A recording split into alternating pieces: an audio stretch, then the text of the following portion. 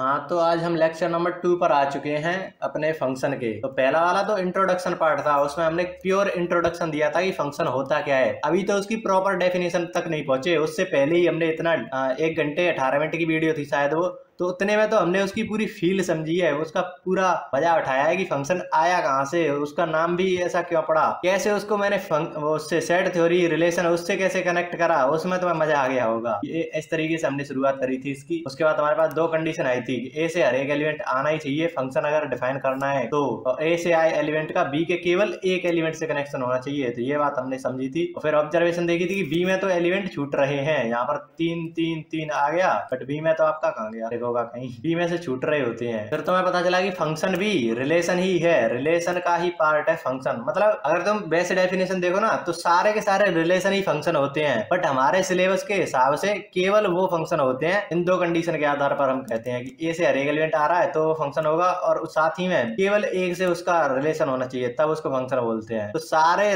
Function relation नहीं होते, नहीं नहीं नहीं उल्टा बोलेगा, रिलेशन से निकल के आ रहा है फंक्शन। तो सारे फंक्शन रिलेशन होते हैं, क्योंकि वो रिलेशन से ही निकल के आ रहे हैं, तो ये फंक्शन रिलेशन तो होंगे ही, बट सारे रिलेशन फंक्शन नहीं होते। कुछ रिलेशन ऐसे भी होंगे जो इन 2 सेटिस्फाई नहीं कर रहे होंगे, इन 2 कंडीशंस को सेटिस्फाई नहीं कर रहे होंगे, तो वो है तो रिलेशन बट फंक्शन तो नहीं है। तो ये बात तुम्हें कहीं कहीं लिखी मिल जाती है। फिर हमने देखे थे कि कोई रिलेशन है, कुछ रिलेशन दे रखे थे, उनमें चेक करना था कि ये फंक्शन है या नहीं है। तो हमें पता था पहला एलिमेंट रिपीट नहीं करना चाहिए, क्योंकि फिर तो उसका एक से ज्यादा एलिमेंट के साथ कनेक्शन हो जाएगा। और जो 3 है, अगर ए में 3 है तो तीनों के तीनों आने ही चाहिए, तो 3 ऑर्डर्ड पेयर तो आने ही चाहिए। अभी इस पर बेस्ड वो मस्त बनेगा। जैसे तुमने देख रखा होगा ना, टोटल फंक्शन कितने होते हैं, टोटल फंक्शन अगर देखो तो एन ए की पावर एन बी, ऐसा कुछ अगर ड्रॉपर होंगे तो उनको ऐसा कुछ फॉर्मूला पकड़ा देते हैं। यही क्यों आया, हमें तो पता ही नहीं है कि कितने फंक्शन होंगे, हमें कैसे पता लग जाएगा कि वो 2 कंडीशन कितनों में लग रही है। तो ये फॉर्मूला कैसे निकाल दिया उन्होंने, आएगा आएगा अपनी कल ही वाले लेक्चर से ये चीज निकल के आएगी, देखना कितने मस्त तरीके से तुम्हें ये क्लियर होगा। और कुछ लोगों ने शायद अंदाजा लगा लिया होगा कि ऐसा क्यों आया, ये फॉर्मूला ही कहां से आया, क्या तुम बता सकते हो? अगर कल का लेक्चर जिसने बहुत गहराई से देखा होगा और उसको थोड़ी सी ज्यादा नॉलेज होगी तो वो बता जाएगा, अभी बता जाएगा, बट अगर नहीं पता तो मैं तुम्हें बताऊंगा। यही तो काम है एक टीचर का, तुम्हें सारी जो चीजें तुम्हें नहीं दिख रही है वो भी दिखा दे। ये तुम्हारा एनसीईआरटी का एग्जाम्पल था, ये तुम्हारे एनसीईआरटी की प्रश्नावली नंबर 2.3 का क्वेश्चन था। ऐसे क्वेश्चन हम अभी और करने वाले हैं जो एनडीए में 2 एक आध बार पूछे जा चुके हैं, तो वो भी मैं करा दूंगा आज के लेक्चर में। फिर हमने फंक्शन को जीएच हार्डी जो रामानुजन के साथ थे, उनकी एक बुक थी, उसके तरीके से समझाया। उन्होंने जिस तरीके से समझाया था अपनी बुक में, उस तरीके से हमने फंक्शन को फिर से समझने का ट्राई करा है। वो अलग चीज, ये अलग चीज, फिर दोनों कनेक्ट होंगी लास्ट में। 2 रेखाखंड है, पी क्यू डिपेंडेंट वेरिएबल नाम कहाँ से पड़ा तुम्हें पता चल गया होगा, ए बी इंडिपेंडेंट वेरिएबल नाम कहाँ से आया पता चल गया होगा। दोनों का मतलब यही है, अगर इसको ऐसा कर दें तो मतलब वही निकल के आएगा कि एक्स का डबल करने पर वाई मिलेगा, यहाँ पर y का आधा करोगे तो x मिलेगा। बात दोनों वही है, दोनों बात वही है। तो ये एक दूसरे में क्या रिलेशन बता रहे हैं कि या तो y का आधा करोगे तो x मिलेगा, या फिर उसी बात को बोल रहे हैं कि x का डबल करोगे तो y मिलेगा। तो ये इनमें रिलेशन है, दोनों में ये x और y में रिलेशन है। अब इन्हीं रिलेशन में अगर हम वो 2 कंडीशन अप्लाई कर दें कि एक का हर एक एलिमेंट आना चाहिए और एक का एलिमेंट b के केवल एक एलिमेंट से कनेक्शन होना चाहिए, या फिर इसी बात को तुम बोलो कि a कभी रिपीट नहीं करना चाहिए, जो पहला कंपोनेंट है a का वो रिपीट नहीं करना चाहिए, क्योंकि वो रिपीट कर गया तो फिर तो वो ऐसा हो जाएगा ना कि 2,3 है फिर 2,4 आ गया, तो ये तो 2 का 3 के साथ भी रिलेशन है, 4 के साथ भी रिलेशन है, तो ऐसा तो फंक्शन में नहीं होता। ऐसा भी तुम इस बात को बोल सकते हो। तो ये दोनों कंडीशन लगाकर जो फंक्शन बनता है ना उसे बोलते हैं, नहीं, इस कंडीशन को लगाकर जो रिलेशन बनता है उसी रिलेशन को फंक्शन नाम दे देते हैं। फंक्शन को अगर उस तो वो होता है डिपेंडेंस, एक्स और वाई आपस में किस तरीके से डिपेंड कर रहे हैं, किस रिलेशन के जरिए डिपेंड कर रहे हैं, वो है फंक्शन। रिलेशन क्या है, y का आधा करोगे तो x मिलेगा, या इसी बात को बोल रहे हैं तो x का डबल करोगे तो y मिलेगा। ये है रिलेशन, ये रिलेशन x और y को कनेक्ट कर रहा है, तो उसे ही हम फंक्शन बोलेंगे। इस तरीके से हमने फंक्शन को दोबारा से समझा। फिर हमने फंक्शन की थोड़ी सी और फील ली कि फंक्शन का और मतलब कहाँ का निकल के आता है। तो हमें पता चला ये तो तुम्हें ग्राफ में भी मिल जाता है। ग्राफ ये तुम्हें इस तरीके से तुम टेबल वगैरह बनाते हो, उसके माध्यम से फिर तुम ग्राफ वगैरह बनाते हो, तो यहाँ पर भी तुम देखोगे x1 डाला y2 आया, 2 डाला 4 आया, मतलब x का डबल करोगे तो y मिलेगा, y का आधा करोगे तो x मिलेगा। दोनों में कनेक्शन है ना, वही रिलेशन है सब कुछ। अगर x के जितने भी एलिमेंट है उनको अगर सेट में बंद करते हैं तो ये आपका सेट थ्योरी से भी थोड़ा सा लिंक बन रहा है। फिर हमने देखा था ये जो चीज हम पढ़ रहे हैं ना, पीछे की कोडिंग है, ये y बराबर 2x है, ये पीछे की कोडिंग है, बट आगे का जो ऐप निकल के आएगा, ऐप जितना सुंदर दिखता है ना तो वो ग्राफ है, ग्राफ की तरह वो सुंदर होता है। पीछे की इसमें क्या सुंदरता है, कुछ नहीं है, सुंदरता तो इसकी यहाँ पर दिख रही है। फिर तुम्हारे पास ये चीजें आ गई थी, कहाँ है फंक्शन आपके कितने प्रकार के, मतलब मल्टी इंडिपेंडेंट वेरिएबल होते हैं, मतलब तुम y बराबर 2x प्लस 3y, नहीं y तो आ गया, z प्लस 2m, ऐसा कुछ। तो मतलब मल्टी इंडिपेंडेंट वेरिएबल आ गए, इंडिपेंडेंट वेरिएबल आ गए, लेकिन ये हमारा सिलेबस में नहीं है। ऐसा हमारा फंक्शन कोई दिखेगा ही नहीं तुमको 11th-12th के सिलेबस में। फिर तुम्हारे पास सिंगल वेरिएबल वाले आ जाते हैं, जैसे y बराबर 2x ऐसा, y स्क्वायर बराबर 2x ऐसा। तो इसमें तो केवल एक वेरिएबल है ना x, सिंगल इंडिपेंडेंट वेरिएबल। इसमें भी पर दो चीजें हो जाती हैं, सिंगल वैल्यूड फंक्शन या मल्टी वैल्यूड फंक्शन। अब इसका तुम हल करो तो y बराबर plus minus under root 2x आएगा, मतलब दो वैल्यू आएगी ना, एक तो प्लस 2x और 2x, एक आपका माइनस अंडर रूट 2x। तो इसमें मल्टी वैल्यूड आएगी, मल्टीपल वैल्यू आ रही है इसकी y की। तो ये भी हमारे सिलेबस में फंक्शन नहीं है, हमारे सिलेबस में नहीं है, इसीलिए हम इसको फंक्शन नहीं मानते हैं। अगर तुम बीएससी वगैरह में जाओगे तो इसको फंक्शन मानते हैं। दूसरा है सिंगल वैल्यूड फंक्शन, ये वाला y बराबर 2x, x केवल एक डालोगे तो y भी एक ही आएगा, y की केवल एक वैल्यू आए, सिंगल वैल्यू आए तो उसको सिंगल वैल्यूड। ये है तुम्हारे सिलेबस में, और इसे ही हम फंक्शन बोलते हैं। इसीलिए तो बोलते हैं कि एक ही वैल्यू आनी चाहिए, एक हर एक एलिमेंट आना चाहिए, और एक एलिमेंट का बी के केवल एक एलिमेंट के साथ कनेक्शन आना चाहिए। तो क्यों आना चाहिए? सिंगल वैल्यूड फंक्शन हमारे सिलेबस में है, तो सिंगल वैल्यू ही आनी चाहिए, एक वैल्यू ही आनी चाहिए। 2,3 करा है, ये 2,2 करा है, 3,2 करा है, तो आ तो एक ही वैल्यू रही है ना, आ तो एक ही वैल्यू रही है। पर ऐसा नहीं हो सकता कि दो की चार, दो भी आ जाए वैल्यू और चार भी आ जाए, ये तो दो वैल्यू आ गई ना, मल्टी वैल्यूड वाले में आ गया। इसमें ये हमारा फंक्शन नहीं है हमारे सिलेबस के हिसाब से। इतना हमने पढ़ रखा था, ये इसको विजुअलाइज भी करा था कि किस तरीके से विजुअलाइज कर सकते हैं। एक तो हमारे ग्राफ के माध्यम से फंक्शन को देख सकते हैं, दूसरा ये मशीन वाली एनालॉजी से, ये थोड़ा सस्ता तरीका है इसको विजुअलाइज करने का, लेकिन ज्यादातर टीचर इसी से करा देती हैं। इसमें इनपुट डाला, मशीन क्या है, मशीन फंक्शन है, मशीन में जो डालोगे उसका आउटपुट निकल के आएगा, और आउटपुट केवल एक आना चाहिए, क्योंकि सिंगल वैल्यूड फंक्शन है, एक ही वैल्यू आनी चाहिए इससे निकल कर। ऐसा नहीं होगा कि इस मशीन से 2-4 वैल्यू निकल के आ रही हो, ऐसा नहीं होगा। ज्यादा वैल्यू डाल दोगे फिर भी निकल के तो एक ही आएगी, ऐसे ज्यादा वैल्यू डाली निकल के तो एक ही आएगी, एक से ज्यादा नहीं निकल सकते। फिर हमने एक कंक्लूजन करा था कि अगर फंक्शन में कोई एलिमेंट डाला है तो उसका एक ही आउटपुट निकलेगा, और पक्का निकलेगा ही, ऐसा नहीं होगा तुमने एक्स की कुछ वैल्यू डाली और वो कुछ फंक्शन दे ही नहीं रहा है, यहाँ पर तुमने डाला और वो फंक्शन कुछ निकाल ही नहीं रहा है। निकालेगा जरूर अगर तुमने डाला है, वो बात अलग है कि तुम उसमें डाल पा रहे हो या नहीं, वो हम आज के लेक्चर में देखेंगे, डोमेन रेंज वाली कहानी। दूसरी, अलग अलग इनपुट्स का सेम इनपुट आउटपुट आ सकता है, बट एक ही आउटपुट के डिफरेंट आउटपुट नहीं आ सकते। तो सही बात है, अलग अलग डालकर देख लो, उसका एक फंक्शन एक वैल्यू आ सकती है, बट एक का दो से ज्यादा वैल्यू नहीं आ सकती, एक से ज्यादा वैल्यू नहीं आ सकती। तो इतना सब कुछ हमने पढ़ा था लेक्चर नंबर 1 में, आई होप समराइज कर दिया होगा मैंने। अब आगे की कहानी को स्टार्ट करते हैं। तो कहानी को वहीं से स्टार्ट करते हैं फिर से, y बराबर 2x, ये हमारा स्टैंडर्ड बन चुका है, इसी से शुरुआत करते हैं। तो इसमें मैथमेटिशियन, खासकर जिसका नाम तुमने सेट थ्योरी में ही सुन रखा होगा, नाम है उनका यूलर, पूरा नाम पता नहीं क्या था, जिन्होंने वेन डायग्राम से पहले ही अपना एक डायग्राम दिया था, यूलर डायग्राम, सेट थ्योरी को रिप्रेजेंट करने के लिए। वैसा तुम्हें ध्यान होगा शायद, कुछ ऐसा कुछ तुमने सेट थ्योरी में देखा था, ये कुछ सेट थ्योरी को रिप्रेजेंट करने का। ये तो आपका वेन डायग्राम था, ये यूलर भैया ने दिया था पहले ही इनसे। ये ज्यादा प्रैक्टिकल था, मतलब रियल लाइफ में जो यूज होता है ना, सामग्रियों का कलेक्शन बनाते हो तुम, आइटम्स का कलेक्शन बनाते हो, तो वो ज्यादा रियलिस्टिक था। इसमें सारे कॉम्बिनेशन बन जाते हैं, बट कुछ फेक भी बन जाते हैं इसमें, फेक मतलब जिनकी जरूरत नहीं है वो भी बन जाते हैं, लेकिन ये प्रॉपर था कि इसमें प्रैक्टिकल बनेंगे।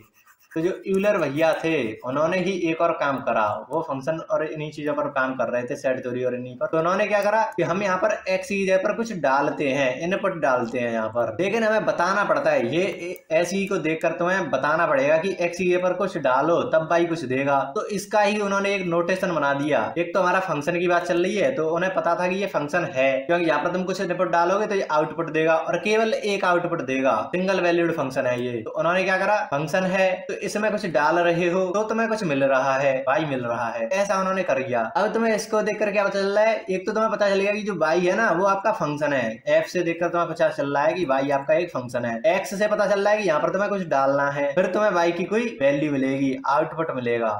y क्या है आपका, आउटपुट है। तो y की जगह पर अब हम अगर fx लिखें, y की जगह पर fx लिखें तो fx बराबर 2x। अब तुम्हें साफ साफ दिख रहा है कि जहाँ पर x डालो तो तुम्हें इसकी fx की वैल्यू मिल जाएगी। तुम यहाँ पर f1 डालो तो तुम्हें कितनी वैल्यू मिलेगी, 2 मिलेगी। f2 डालो तो आपको कितनी वैल्यू मिलेगी, 4 मिलेगी। f3 डाल लो 6 मिलेगी। f1/2 डाल लो एक मिलेगी, तो ऐसे उन्होंने पूरा वो कर दिया। अब इसको देखकर तुम सामान्यतः बता सकते हो ना कि इसमें तुम्हें एक्स डालना है, ये बात तुम इसको देख कर ही बोल सकते हो, इसीलिए इसकी थोड़ी सी जरूरत पड़ेगी। तुम क्वेश्चन वगैरह भी देखोगे ना, तो वहां पर इसी नोटेशन का यूज करा जाता है, इस वाली चीज का एफ एक्स। उससे डायरेक्ट उन्हें बोलना नहीं पड़ता कि इसमें कुछ डालो, इसको देखते ही तुम्हें अपने आप पता चलना चाहिए कि इसमें कुछ डालना है, और इसको तुम्हें देखकर साथ साथ पता चल रहा है कि तुमने एक्स में क्या डाला, एक्स ये पर क्या डाला और वाई क्या आया। यहाँ पर तुम्हें दोनों चीजें बतानी पड़ती कि एक्स तुमने एक डाला है तो वाई आपका 2 आया है, ऐसा कुछ लिखना पड़ता।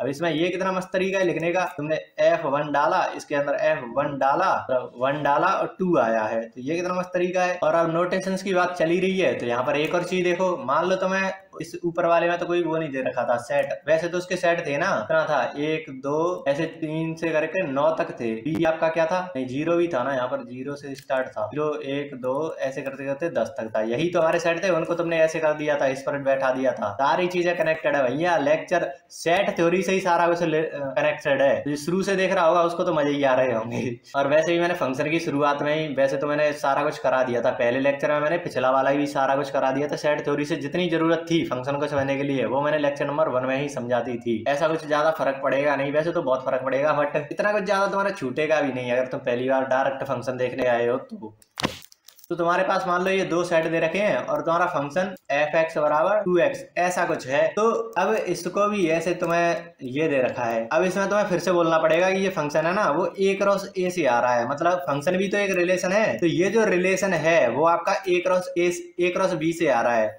तो इसको दर्शाने का उन्होंने एक और मस्त नोटेशन बनाया कि तुम क्वेश्चन में सबसे पहले तुम्हें बताना पड़ेगा कि ये फंक्शन है वो कहां से कहां में है, ए से बी में, ए क्रॉस बी में है, तो तुम्हें बताना पड़ेगा। एक ऐसे ही तो होता है, ए ये रहा बी ये रहा, ये जो नोटेशन है वो सेट थ्योरी में मैंने करा दिया था। तो अगर जो ड्रॉपर वगैरह है ना वो 1 शॉट देखा है, सेट थ्योरी का मैंने 1 शॉट बना रखा है, रिलेशन का भी 1 शॉट बना रखा है, तो तुम 1 शॉट को भी देखा होगे ना तुम्हें पूरा आइडिया लग जाएगा। तो यहाँ पर मैंने 1 2 3 4 ऐसे कुछ दे दिया, 0 से लेकर ये 9 तक जा रहा है, ऐसे 0 से लेकर आपका 10 तक जा रहा है। तो हमारे जो रिलेशन बनते हैं वो ऐसे तो बनते हैं कि 0 का 0 से, 0 का 1 से, 0 का 2 से, ऐसे करते करते सारा बन जाएगा, फिर 1 का 0 से, 1 का 2 से, 1 का, ऐसे सारे के सारे रिलेशन आपके बन जाएंगे। तो ये कहां से तीर कहां से कहां जा रहे हैं, तीर जो तीर है आपका वो ए से तीर बी की तरफ जा रहा है, यही तो हो रहा है। तो उन्होंने इसी का यूज करते हुए एक वो बना दिया है, जो फंक्शन है ना ये फंक्शन नाम का रिलेशन ए से बी की तरफ जा रहा है, और वो ए कॉमा ये जो सेट है उन्होंने क्वेश्चन में पहले ही बता दिए हैं। फिर तुम इसके साथ ही बताओगे कि फिर बताओगे कि फंक्शन एफ एक्स बराबर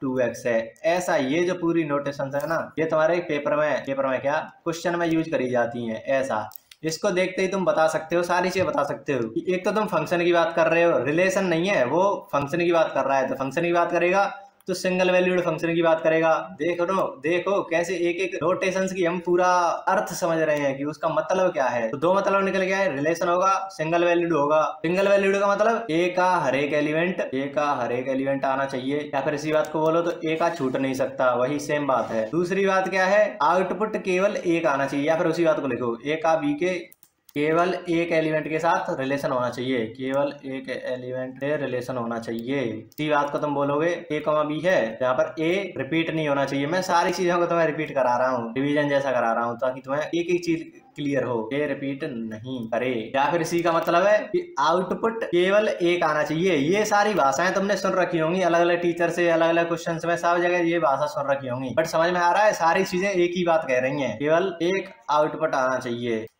यहाँ पर तुम उसी को बोलो, ऐसे तुम्हें बताएंगे 1 2 3 है, 2 4 6 है, तो ज्यादा का कम से हो सकता है लेकिन एक का ज्यादा नहीं हो सकता है, ऐसा नहीं हो सकता। तो ये आपका फंक्शन है, तो सारी बातें इसी का मतलब है, ये सारी बातें इसी का मतलब है। तो इस एफ से हमें इतना समझ में आ रहा है, ये है फंक्शन, ये पूरा ये समझ लो लेक्चर 1 का समरी ये है, पूरा का पूरा ये समराइज कर दिया। इतना है फंक्शन, पहले लेक्चर में इतना हमने देखा था। फिर आगे बढ़े, इससे क्या समझ में आ रहा है कि ये ए है ना वो यहाँ से है कि आपके 2 सेट है, ए क्रॉस बी है ना, तो पहला जो सेट है वो ये रहा, बी क्या है ये वाला जहां पर तीर जा रहा है, मतलब ए से बी की तरफ। इस वाली नोटेशंस को हमने केवल इतने में रिप्रेजेंट कर दिया। फिर तो मैंने बताया कि उसमें रिलेशन क्या है, जैसे हम रिलेशन बताते ना कि एक्स बराबर वाई है या एक्स वाई से बड़ा है, ऐसा रुको यहाँ पर हम कोई वो लिखते थे, रिलेशन लिखते थे। रिलेशन को हम उसमें कैसे लिखते थे, ए कॉमा बी, उसमें मतलब सेट वेक्टर फॉर्म में ऐसे बताते थे, A comma B, A belongs to A, B belongs to B, A बड़ा है बी से, ऐसा कुछ तुमने रिलेशन बनाया। तो इसमें ए कोई सेट दे रखा होगा तुमको, बी कोई सेट दे रखा होगा तुमको, ए क्रॉस बी होगा, तो इसका मतलब क्या है, ए कॉमा बी है तो ए आपका ए से आना चाहिए, बी आपका बी से आना चाहिए, वही चीज वहां पर ऊपर लिख रही है, ये वाली चीज। फिर तुमने बता दी कि इसका जो एलिमेंट हो ना 1 2 3 है, 1 2 4 5 6 है, 2 4 6 है, तो तुम्हें ऐसा ही लेना है कि ए बड़ा हो बी से, 4 कॉमा किससे बड़ा है, 2 से बड़ा है, 4 कॉमा 4 से नहीं बड़ा तो अब तुम्हें 5 लेना पड़ेगा, 5 कॉमा 2 5 कॉमा 4, ऐसा ही तो है कि पहला एलिमेंट दूसरे से बड़ा होना चाहिए, 4 2 से बड़ा है, 5 2 से बड़ा है, 5 तो 4 से बड़ा है, ऐसे 6 2 से बड़ा है, 6 4 से बड़ा है, तो ये सारे सारे इसमें रिलेशन बन के आ जाएंगे। तो ये जो कंडीशन है ना वैसी ही सेम कंडीशन ये है, ये आपका एक रिलेशन है, उस रिलेशन को हमने दो कंडीशन लगाई कि एक हर एक एलिमेंट आना चाहिए, बेसिकली वो सिंगल वैल्यूड होना चाहिए, एक ही वैल्यू उसकी आनी चाहिए, उससे बात खत्म, यही है तुम्हारा। अगर सिंगल वैल्यूड है तो वह फंक्शन है, इतना है बस। आई थिंक तुमको क्लैरिटी मिली होगी, इतना डिटेल में कोई नहीं करा रहा, तुम जाकर देखा कहीं भी। तो फिर से आगे बढ़ते हैं, फिर से और चीजों को समझते हैं इसी में ही। तो तुम्हें एक एक चीज समझ में आने लग गई होगी थोड़ी बहुत, तो हर मोमेंट पर तुम्हें कुछ ना कुछ मिलेगा। ये तुम्हारा एक फंक्शन है। अब मैं तुम्हें कुछ और टर्म से रूबरू कराता हूँ जिससे तुम्हें फाइनल डेफिनेशन समझ में आ पाए, क्योंकि हम फाइनल डेफिनेशन की तरफ बढ़ रहे हैं कि फंक्शन की फाइनल डेफिनेशन पर लिख देंगे, उसका फिर समझाएंगे नहीं उसको, फिर तुम अपने आप समझ जाओगे उसको। तो इसमें तुम्हारा कोई सेट ए है, मैं अभी के लिए इससे रिप्रेजेंट कर रहा हूँ, इस तरीके से मैं लिख नहीं रहा हूँ, चलो लिख ही देता हूँ। तो मान लो 1 2 3 4 ऐसा, ये 4 एलिमेंट है, इधर 3 5 7 9 ऐसा कुछ है, तो इसको ऐसे भी लिख लो, शायद लिख ही लो। तो ऐसे तुम्हारे पास दो सेट हैं, तो सबसे पहले तुम क्या करते हो, ए क्रॉस बी करते हो, तुम्हें कार्टेशियन प्रोडक्ट मिल जाएगा, उसमें से दो कंडीशन लगाओगे कि एक आर एक नहीं, कोई कंडीशन नहीं है, सिंपल ये बोल दो कि सिंगल वैल्यूड होना चाहिए, सिंगल वैल्यूड होना चाहिए, तो सिंगल वैल्यूड बोलते ही तुम्हें फंक्शन मिल जाएगा। अगर कोई रिलेशन सिंगल वैल्यूड है तो वो फंक्शन है, ये डेफिनेशन भी लिख लो, यहीं पर लिख लो, यही तो बातें हैं जो तुमको अलग बनाती हैं। अगर रिलेशन सिंगल वैल्यूड है तो वो फंक्शन है, ये बातें मेरे खुद के नोट्स में लिखी होती हैं, उन्हीं को मैं यहाँ पर लिखा देता हूँ, ताकि मैंने जिस तरीके से समझाए उस तरीके से तुम समझ सकते हो, मुझे पूरी उम्मीद है, क्योंकि इस तरीके से टीचर तो कराते नहीं है, खुद ही लिखना पड़ता है। ये बात नोट लगाकर लिख लेना। दूसरी चीज तुमने क्या सीखी, ए से बी की तरफ जा रहा है फंक्शन, क्या जा रहा है, ए से बी की तरफ जा रहा है। अब तुम्हें ये नोटेशन समझ में आ गई होगी, क्योंकि ये तीर चलते हैं ना, इन्हीं की वजह से वो नोटेशंस बनाई गई है। ये जो नोटेशंस है वो बेसिकली इसको ही दिखा रही होती है कि ए क्रॉस बी से उठाया गया है, ए क्रॉस बी से फंक्शन निकाला गया है, इसको रिप्रेजेंट करती है, ए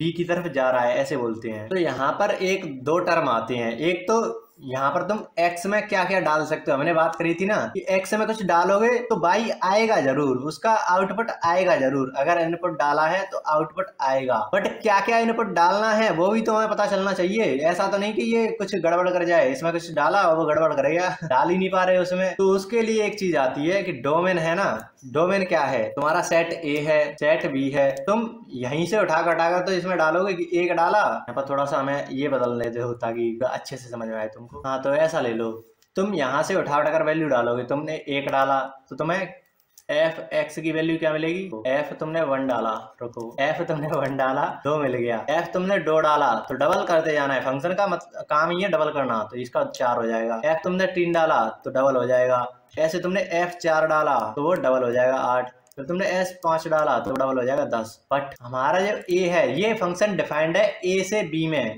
मतलब A क्रॉस B में। तो A क्रॉस B में कौन कौन से एलिमेंट आएंगे, 1,1 1,2 1,4 5 1,8 ऐसे आएगा, 4,1 4,2 4,8 आएगा। क्या 5,10 आ सकता है, यहाँ से तुम 5,10 बना कैसे दोगे, तो ये वाला फंक्शन डिफाइंड ही नहीं है, 5,10 A क्रॉस B में आ ही नहीं रहा, तो हम इसको ले कैसे लेंगे, ये हमारा कट जाएगा, ये यहाँ पर आएगा ही नहीं। तो ये छोटी छोटी चीजें हैं जो कंसेप्ट क्लैरिटी को दिखाती हैं, तुम्हारी कितना डीप में तुमने समझ रखा है किसी सब्जेक्ट को या किसी कंसेप्ट को। यहाँ पर F5 तुम डाल ही नहीं सकते, उसका डबल तो वो कर देगा बट इसमें डाल ही नहीं सकते तुम। इसमें क्या था, जो डालोगे उसका आउटपुट आएगा, तुमने 5 डाला उसका आउटपुट आया जरूर, डाला है तो आएगा जरूर, यही हमने पिछले वाले लेक्चर में देखा था। बट क्या इसमें डाल भी सकते हैं, तुम उस लाइन को पढ़ोगे ना, कहाँ है लाइन, वो कल वाले लेक्चर में दिखाई थी ना, अगर डाला तो आउटपुट आएगा, लेकिन यहाँ पर तो हम डाल ही नहीं पा रहे उसको, क्योंकि वो A क्रॉस B में है ही नहीं। तो जो चीज तुम डाल पा रहे हो उसे बोलते हैं डोमेन। एक और नया टर्म तुम्हारे सामने आ रहा है, हिंदी में क्या बोलेंगे, प्रांत। क्या क्या डाल सकते हो तुम, 1 डाल सकते हो, 2 डाल सकते हो, 3 डाल सकते हो, 4 डाल सकते हो, वही डिफाइंड है। A से B में है मतलब A क्रॉस B में डिफाइंड है, यही डाल सकते हो, तुम 5 डाल ही नहीं सकते। तो ये है डोमेन कि जो तुम डाल सकते हो वो है डोमेन, जो A क्रॉस B में डिफाइंड हो वो है डोमेन। तुम्हारा A क्या है, ये रहा, इसमें 5 है ही नहीं तो उसको तुम डाल नहीं सकते। A में जो भी है वही है तुम्हारा डोमेन। तो ये चार एलिमेंट थे, A का हर एक एलिमेंट आना चाहिए। देखो फिर से लाइन दोबारा से कनेक्ट करो, A का हर एक एलिमेंट आना चाहिए। तो ये आ गए ना चारों के चारों। यही बात तो डोमेन में बोल रहा है कि वही एलिमेंट आने चाहिए जो सेट ए में है, सारे के सारे आने चाहिए, ना उससे ज्यादा ना उससे कम। तो चारों के चारों एलिमेंट वही उसको बोलते थे डोमेन। ये पहली बात निकल के आ रही थी, हम ऊपर बोल रहे थे कि ए का हर एक एलिमेंट आना ही चाहिए। तो वो क्यों हो रहा है, इसकी वजह से कि वो A क्रॉस B में डिफाइंड होना चाहिए। मतलब डिफाइंड क्या होना चाहिए, वो हो ही रहा है। दूसरा वो डोमेन है, उसे ही डालना तो पड़ेगा ही, उतने तो डालना ही पड़ेंगे, उसके ना ऊपर ना उससे ज्यादा। और ये वाली लाइन तो हमने पिछले वाले लेक्चर में देखी थी, क्योंकि हमारा जो फंक्शन है वो सिंगल वैल्यूड होना चाहिए, इसलिए उसकी केवल एक आउटपुट आना चाहिए, इसलिए ये हमने कंडीशन लगाई। तो दोनों कंडीशन का रीजन तुम्हें अब मिल चुका होगा। आई थिंक हम सही डायरेक्शन में जा रहे हैं इतना डीप में करके। तो एक ही चीज की क्लैरिटी होगी, तुम अभी 11th में हो 12th में हो तो तुम्हें इतना ही डिटेल में पढ़ना है, कोई भागना नहीं है तुमको, नहीं तो सब गड़बड़ हो जाएगा। हमारे साथ खुद हो रखा है, हमने भी तो भागा था और 11th का पूरा सिलेबस भी कंप्लीट नहीं हुआ था। 9 या 10 चैप्टर कंप्लीट थे मेरे 11th में, यही चक्कर था, बस भाग रहे थे। एनसीईआरटी कोई कंटेंट दे नहीं रहा था, हिंदी मीडियम के थे, एक तो इंग्लिश मीडियम का समझ में नहीं आता था ज्यादा, और इतना कंटेंट था भी नहीं। इंटरेस्ट खत्म हो गया और हमने भी छोड़ दिया सब कुछ। तो इंटरेस्ट बना रहे इसलिए मैं इतना डीप में ले जा रहा हूँ और एक चीज कनेक्ट कर रहा हूँ। तो तुमने 1 डाला, तुम्हारा आंसर क्या है भाई, और 2 आ कहां से रहा है, B में। तुम ऊपर चलो, और कहा, अरे उसमें ये हमने बनाया था, तो इसमें तुम कुछ डाल रहे थे तो उसमें कुछ आ रहा था। ये आ कहाँ रहा था, B में आ रहा था। डाल कहां से रहे थे, A में से रहे थे। तो ये तो आपका हो गया डोमेन की क्या तुम डाल पा रहे हो, डोमेन। ये जो चीज आ रही थी उसको हम एक और नाम बोलते हैं कोडोमेन, मतलब डोमेन का साथी, डोमेन के साथ ही जिसमें उसकी वैल्यू जा रही है। तुमने यहाँ पर 1 डाला तो 2 आ गया, 2 डाला 4 आ गया, 3 डाला 6 आ गया, 4 डाला 8 आ गया। तो ये आ कहाँ रहे हैं, B में से तो निकल के आ रहे हैं। तो ये डोमेन का साथ दे रहा है, इसीलिए इसको सह प्रांत कहते हैं। केवल प्रांत, ये सह प्रांत, कोडोमेन उसका साथ देने वाला। अगर ये ना होता तो डोमेन की वैल्यू आती कहाँ से डोमेन में तुमने कुछ डाला, F1 डाला तो 2 आया, तो ये 2 आ तो यहीं से रहा है। अगर सह प्रांति ना होता तो ये 2 आता कहां से, कहीं से नहीं आता। तो ये जो चीज है ये क्या है, A क्रॉस B, यही तो थी, प्रोडक्ट कर दिया। ये तुम्हारा की लेंथ 10, इसकी लेंथ 9, 9 का गुणा 10 से करा, ऐसे इसकी लेंथ A, इसकी लेंथ B, प्रोडक्ट कर दिया तो A क्रॉस B आ गया। सारे के सारे पॉइंट मिल गए यहाँ पर। यहाँ से A है वो डोमेन, B है वो कोडोमेन, ऐसे है ये। तो यही इसमें डिफाइंड है। तो जो B वाला है ना, B, उसको बोलते हैं कोडोमेन। तो मैं 2 टर्म और मिल गए, 2 टर्म मिल गए। ये जो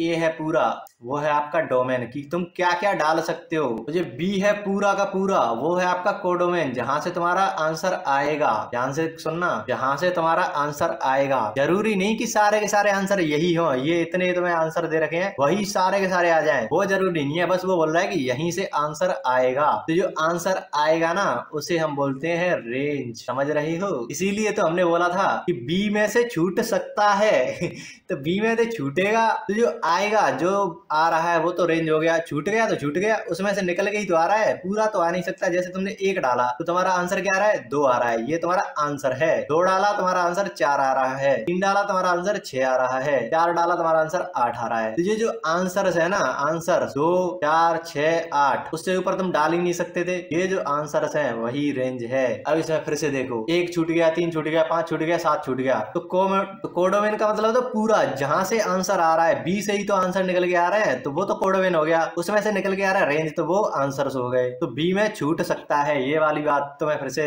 यहाँ पर दिख रही होगी, B में छूट सकता है। और यहाँ पर तुम्हें क्या दिख रहा है, A का सारे के सारे एलिमेंट देखो कहीं ना कहीं कनेक्टेड है। तुम्हें ये डालने ही पड़ेंगे, 1 2 3 4 डालने ही पड़ेंगे, ऐसा नहीं कर सकते कि 3 तुम डाल ही नहीं पाओगे। 3 डालोगे आंसर तुम्हें यहाँ पर मिलेगा, A का छूट नहीं सकता। ये 2 बातें तुम्हें समझ में आ रही होंगी अब, क्योंकि उसका सहयोग करने के लिए कोई था ही नहीं। 10 से सहयोग कोडोमेन में था ही नहीं, सह प्रांत में नहीं था, तो 5 डाल कैसे दोगे। डोमेन का सहयोग करता है ये, अगर ये ही नहीं होगा तो ये भी नहीं होगा, ये है बात। तो यहाँ पर तुम्हें 10 नहीं दिख रहा था तो यहाँ पर 5 भी नहीं दिखेगा। दोनों कनेक्टेड है भैया, दोनों आपस में रिलेटेड है, नहीं दोनों आपस में डिपेंडेंट है।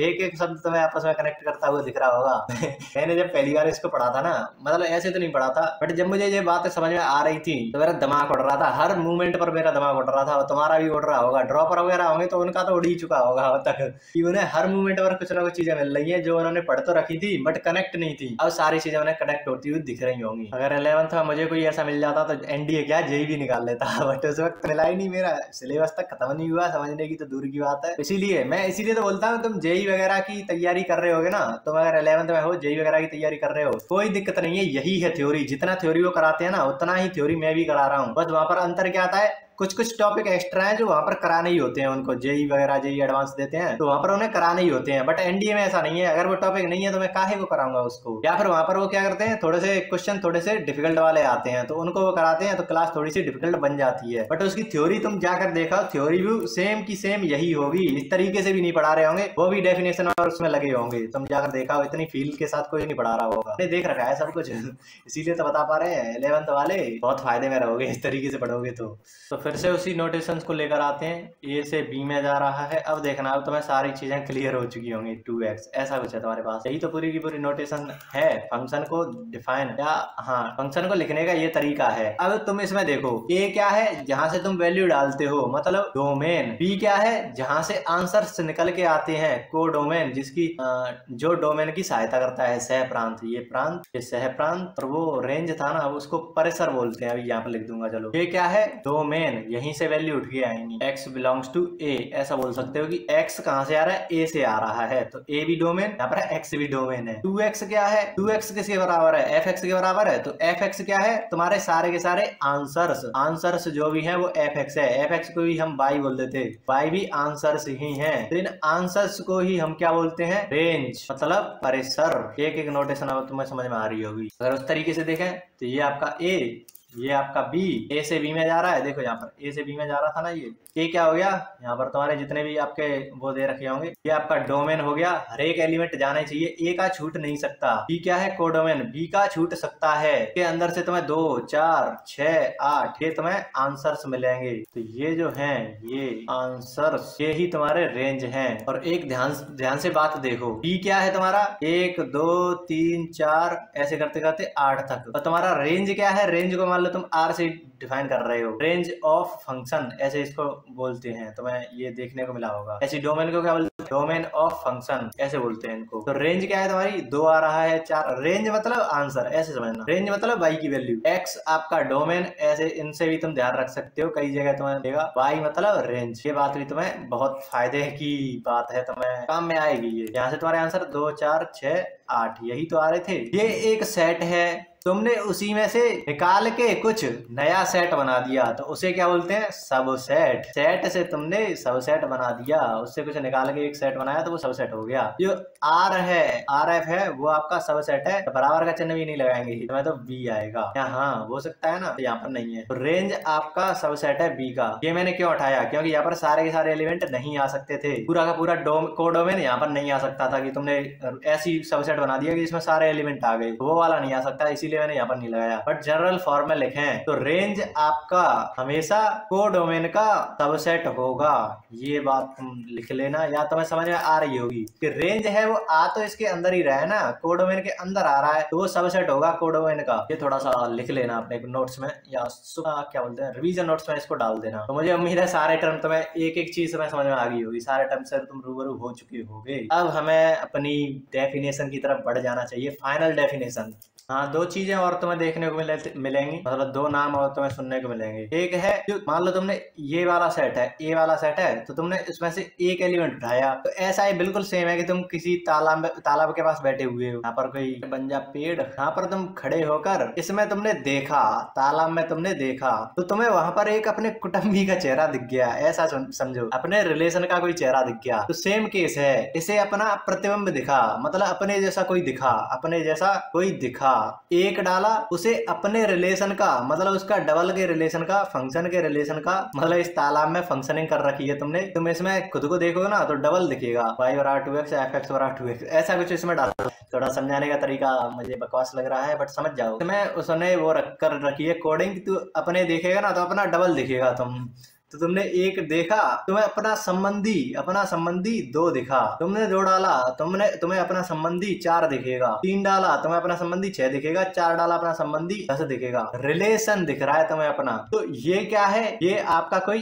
इमेज है। नहीं, इमेज तो यहाँ पर बनेगी ना, 4 6 10, ये आपकी इमेजेस हैं। इमेजेस मतलब उसमें जो तुम्हें इमेज दिखी है, प्रतिबिंब, हिंदी में क्या बोलेंगे, प्रतिबिंब। तो ये क्या है, ये ऑब्जेक्ट है, ये वस्तु है, बिंब है, या इसे ही बोलेंगे तुम पूर्व प्रतिबिंब, मतलब प्रतिबिंब या इमेज से पहले की चीज, प्री इमेज, या केवल इसे तुम बिंब बोल सकते हो। बिंब मतलब ऑब्जेक्ट। ये भी एक एनालॉजी जैसा है कि तुम इससे समझ सकते हो। ये कुछ नाम यूज कर लिए जाते हैं, जैसे फिर से बताऊं, चलो यहाँ पर समझ लेते हैं। ये तुम्हारी एनसीईआरटी में परिभाषा क्या दे रखी है उसको देखते हैं। इंग्लिश वाले घबराए ना, मैं उसको समझा चुका हूँ और अब भी समझ जाओगे तुम। हिंदी थोड़ा समझ कर देख लो। चलो, तुम्हारे फंक्शन की शुरुआत इतनी है, बस फंक्शन में इतना तुम्हारा डेफिनेशन दे रखा है। तुम कहीं ट्यूशन वगैरह पर जाते हो, अपने आसपास कई लोग जाते होंगे, उनको बस ये करा दिया जाता है, यहीं से वो शुरुआत ही करते हैं कि देखो किताब खोलो, फंक्शन क्या होता है, फंक्शन एक विशेष प्रकार का संबंध होता है ऐसे बताएंगे वो, जिसमें फिर तुम्हें कुछ चीजें बताए जाएंगे कि वो एक मशीन की तरह होता है, एक मशीन की तरह होता है। इसमें कुछ डालोगे तो एक तरफ से कुछ डालोगे, दूसरी तरफ से कुछ निकलेगा, ऐसे मतलब कराते हैं।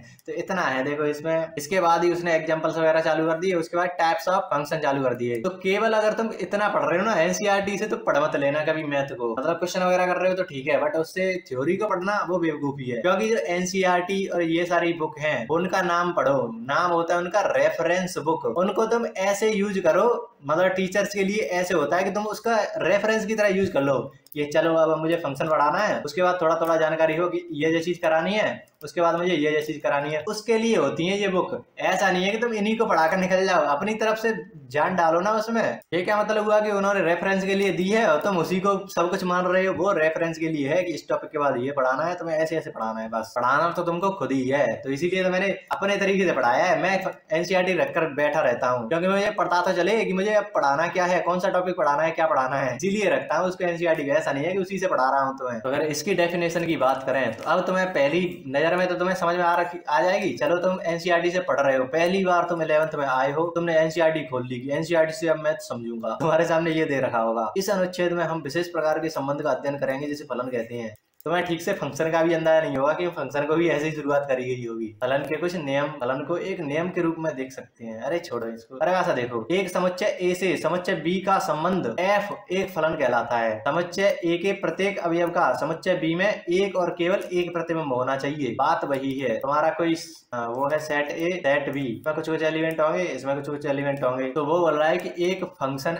एक संबंध f है जो ए से बी में है। ऐसे ही तो बोल रहा है, संबंध ए से बी में है, ये एक रिलेशन है, संबंध है जो ए से बी में है। पहली लाइन, इतनी लाइन का हमने मतलब समझा। और समुच्चय ए का प्रत्येक अवयव का बी में केवल एक और एक प्रतिबिंब होना चाहिए। ए के प्रत्येक अवयव का मतलब हर एक एलिमेंट का संबंध होना ही चाहिए। देखो पहली कंडीशन यही थी ना, ये कंडीशन आई कहां से, क्या तुम्हें इसमें कहीं दिख रही है? नहीं दिख रही, तो इसको रेफरेंस की तरह यूज करना, ना कि सब कुछ मान लेना इसको। समुच्चय बी में एक और केवल एक प्रतिबिंब होना चाहिए, मतलब केवल एक वैल्यू आनी चाहिए। क्यों आनी चाहिए? क्योंकि हम सिंगल वैल्यूड फंक्शन को ही अपने सिलेबस में फंक्शन मानते हैं, ये बात है उसका रीजन। तो मैं मुझे पूरा के पूरा परिभाषा समझ में आ गई होगी, तो मैं परिभाषा की जरूरत ही नहीं पड़ेगी। दूसरे शब्दों में फलन f किसी अरिक्त समुच्चय, अरिक्त समझते हो, नल सेट नहीं हो, जो नल सेट नहीं हो, ऐसा क्या बोलते हैं उसको, अरिक्त मतलब नॉन जीरो, खाली नहीं होना चाहिए, नॉन एम्प्टी, सॉरी नहीं एम्प्टी, नॉन एम्प्टी सेट, खाली नहीं होना चाहिए, उसमें कुछ ना कुछ हो, उसका बी का इस प्रकार का संबंध है f है कि f का प्रांत a है। देखो प्रांत की वो भी बता देगा कि f है ना, वो a है जो प्रांत है,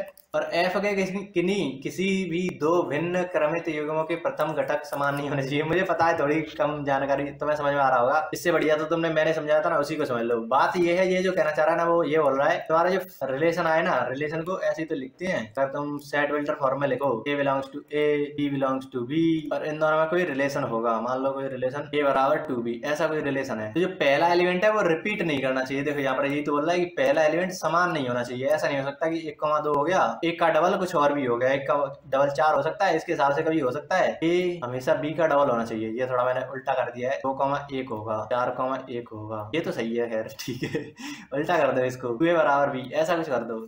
हम वैसा करते हैं। तुमने 1 डाला, ठीक क्या मिलेगा तुम्हें? डबल। तुमने 1 डाला तो क्या इसका तुम्हें 4 मिल जाएगा? नहीं मिल सकता। तो जो पहला है, पहला जो घटक है, फर्स्ट कंपोनेंट है, किसी ऑर्डर्ड पेयर का फर्स्ट कंपोनेंट रिपीट नहीं करना चाहिए, ये बात बोल रहा है वो। तो ये बात तो हमने पहले ही देख रखी थी। एक का ना 2 से ज्यादा या 1 से ज्यादा भी संबंध होना नहीं चाहिए, वो सिंगल वैल्यूड है तो सिंगल वैल्यू ही आनी चाहिए, ऐसा कुछ सारी बातें हैं। तो ये तो समझ में आ गया होगा। वही बात है पूर्व प्रतिबिंब, मतलब इसे बोलेंगे पूर्व प्रतिबिंब बोलेंगे। जो आंसर्स आ रहे हैं उसको प्रतिबिंब या इमेज बोलेंगे। ऐसा है ये सारी चीजें। ए से बी के फलन एफ को प्रतीकात्मक रूप से ए से ऐसे लिखते हैं।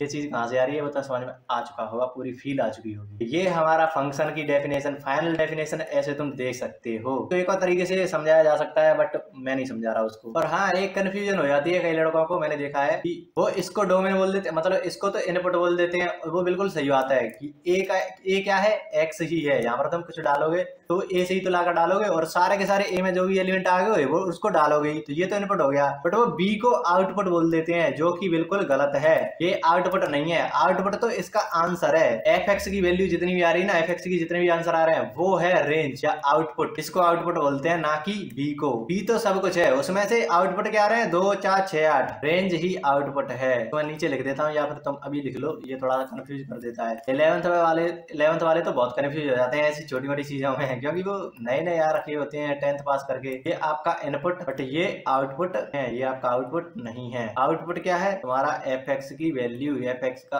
आंसर, तो तुम रेंज बोलते हो, तो तुम आउटपुट बोलते हो। ये है तुम्हारा रियल आउटपुट। ये बात भी नोट करके डाल देना, कंफ्यूजन सारी तुम्हारी दूर करते जा रहा हूँ मैं। अब 2 चीजें और आती हैं, उनको भी मैं बता देता हूँ ताकि मैं बाद में ज्यादा दिक्कत बाद में ना बताना पड़े उनको। अभी बता देता हूँ तुमको। y बराबर नहीं एफ ए से बी, एफ एक्स बराबर कुछ मान लो 2x ही है, चलो इसी से समझ लेते हैं।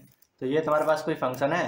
अब अगर मैं ए क्या है? कोई सेट है, बी भी कोई सेट है, तो मैं अगर इसको ऐसा कर दूं, ए से रियल कोई वास्तविक संख्याओं का सेट ले लूं, रियल वैल्यूज का सेट ले लूं, रियल नंबर्स सॉरी भूल गया था, set of all real number, मतलब आर ले लिया मैंने इसको डोमेन की जगह पर। तुम्हारा ए तो फिक्स है, 1 2 3 4 ऐसा कुछ फिक्स है, लेकिन जो आर, ये जो सेट है दूसरा वाला आर, ये तुम्हारा ए है, ये आर है। इसमें तो भैया -∞ से लेकर +∞ तक जितने भी आपके नंबर्स बन सकते हैं वो सारे के सारे हैं। तो इसमें एक चीज नोट करो, 1 का आंसर कुछ आएगा, मान लो 2 आया, इसी फंक्शन के बेसिस पर 2 आया, 2 का 4 आया, 3 का 6 आया। तो इनकी वैल्यू तो आ रही है कुछ ना कुछ फिक्स वैल्यू आ रही है। तो इस चीज को अगर मैं ऐसा लिख दूं ना, ऐसा कुछ मैं लिख दूं, तो इसको क्या बोलते हैं? रियल, या फिर पूरा ही लिख लो।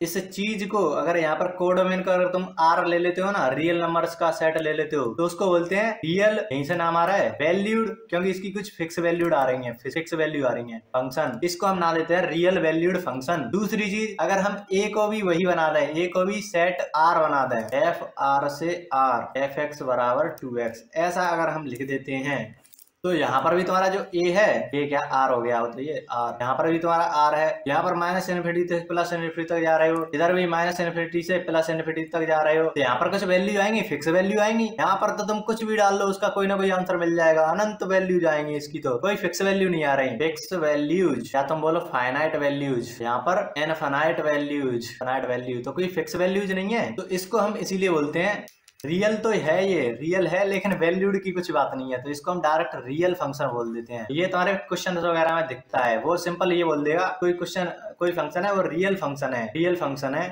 और वो फंक्शन तुम्हें ऐसे दे देगा एफ एक्स बराबर 2x। तुम्हें समझना पड़ेगा इस रियल फंक्शन का मतलब है कि वो आर से आर की बात कर रहा है। एफ आपका ऐसा है, आपका डोमेन आपका आर है, मतलब कुछ भी डाल लो, उसकी रेंज भी, मतलब जो कोड डोमेन है वो भी आर ही है, ऐसा इसका मतलब होता है। ये तुम्हें क्वेश्चन में देखने को मिलेगा। तो ये 2 चीजें हैं, इनको कोई बताता नहीं है, बट बताना चाहिए। टीचर्स क्या करते हैं, रोक लेते हैं खुद को। उन्हें पता तो बहुत सारी चीजें होती है, बट खुद को रोक लेते हैं। लड़का है, झेल नहीं पाएगा, कंफ्यूज हो जाएगा, इतनी सारी चीजें बता दी तो। अरे वो नहीं होता कंफ्यूज, अगर तुम उसको बता दो ना कि तुम्हारा सिलेक्शन ऐसे ही होगा, तो वो झेल जाएगा, सारी चीजें करने को तैयार है वो। और तुम, मेरा खुद का वो ऑब्जर्वेशन है कि जितना तुम डीप जाते हो ना, तुम्हारी कंफ्यूजन कमी होती है। अगर तुम ऊपर से पढ़ोगे ना, तब ज्यादा कंफ्यूज होते हो। जब तुम डीप में उतरते हो, तब तुम्हारी कंफ्यूजन दूर होती है। तुम उस वक्त ऐसा नहीं होता कि क्या इतना सारा क्यों पढ़ रहा हूँ मैं, इतने की तो जरूरत ही नहीं है, ज्यादा पढ़ लिया कंफ्यूज हो जाऊंगा, समझ में नहीं आएगा, ऐसा कुछ नहीं है। उससे तुम्हें और क्लैरिटी मिलती है। मेरी ऑब्जर्वेशन है, तुम बताना अपनी क्या है तुम्हारी। क्या सच में जो टीचर कहता है कि थोड़ा थोड़ा बता दो, क्या उस पर लोड डालो लो ज्यादा, वो सही है, या जितना डीप पढ़ा सकते हो उतना पढ़ा दो उसको, ताकि और क्लैरिटी आए। तुम्हारा क्या मत है, अभी कमेंट करना जरा। इसलिए तो मैं जितनी जानकारी होती है मेरे पास उतनी सारी की सारी उतार देता हूँ। कोई टीचर सारे क्वेश्चन कैसे कर लेता है, सारे नहीं अधिकतर क्वेश्चन कैसे कर लेता है, क्योंकि उसे बहुत सारी जानकारी होती है, लेकिन वो स्टूडेंट को पूरी जानकारी बताता नहीं है, उसको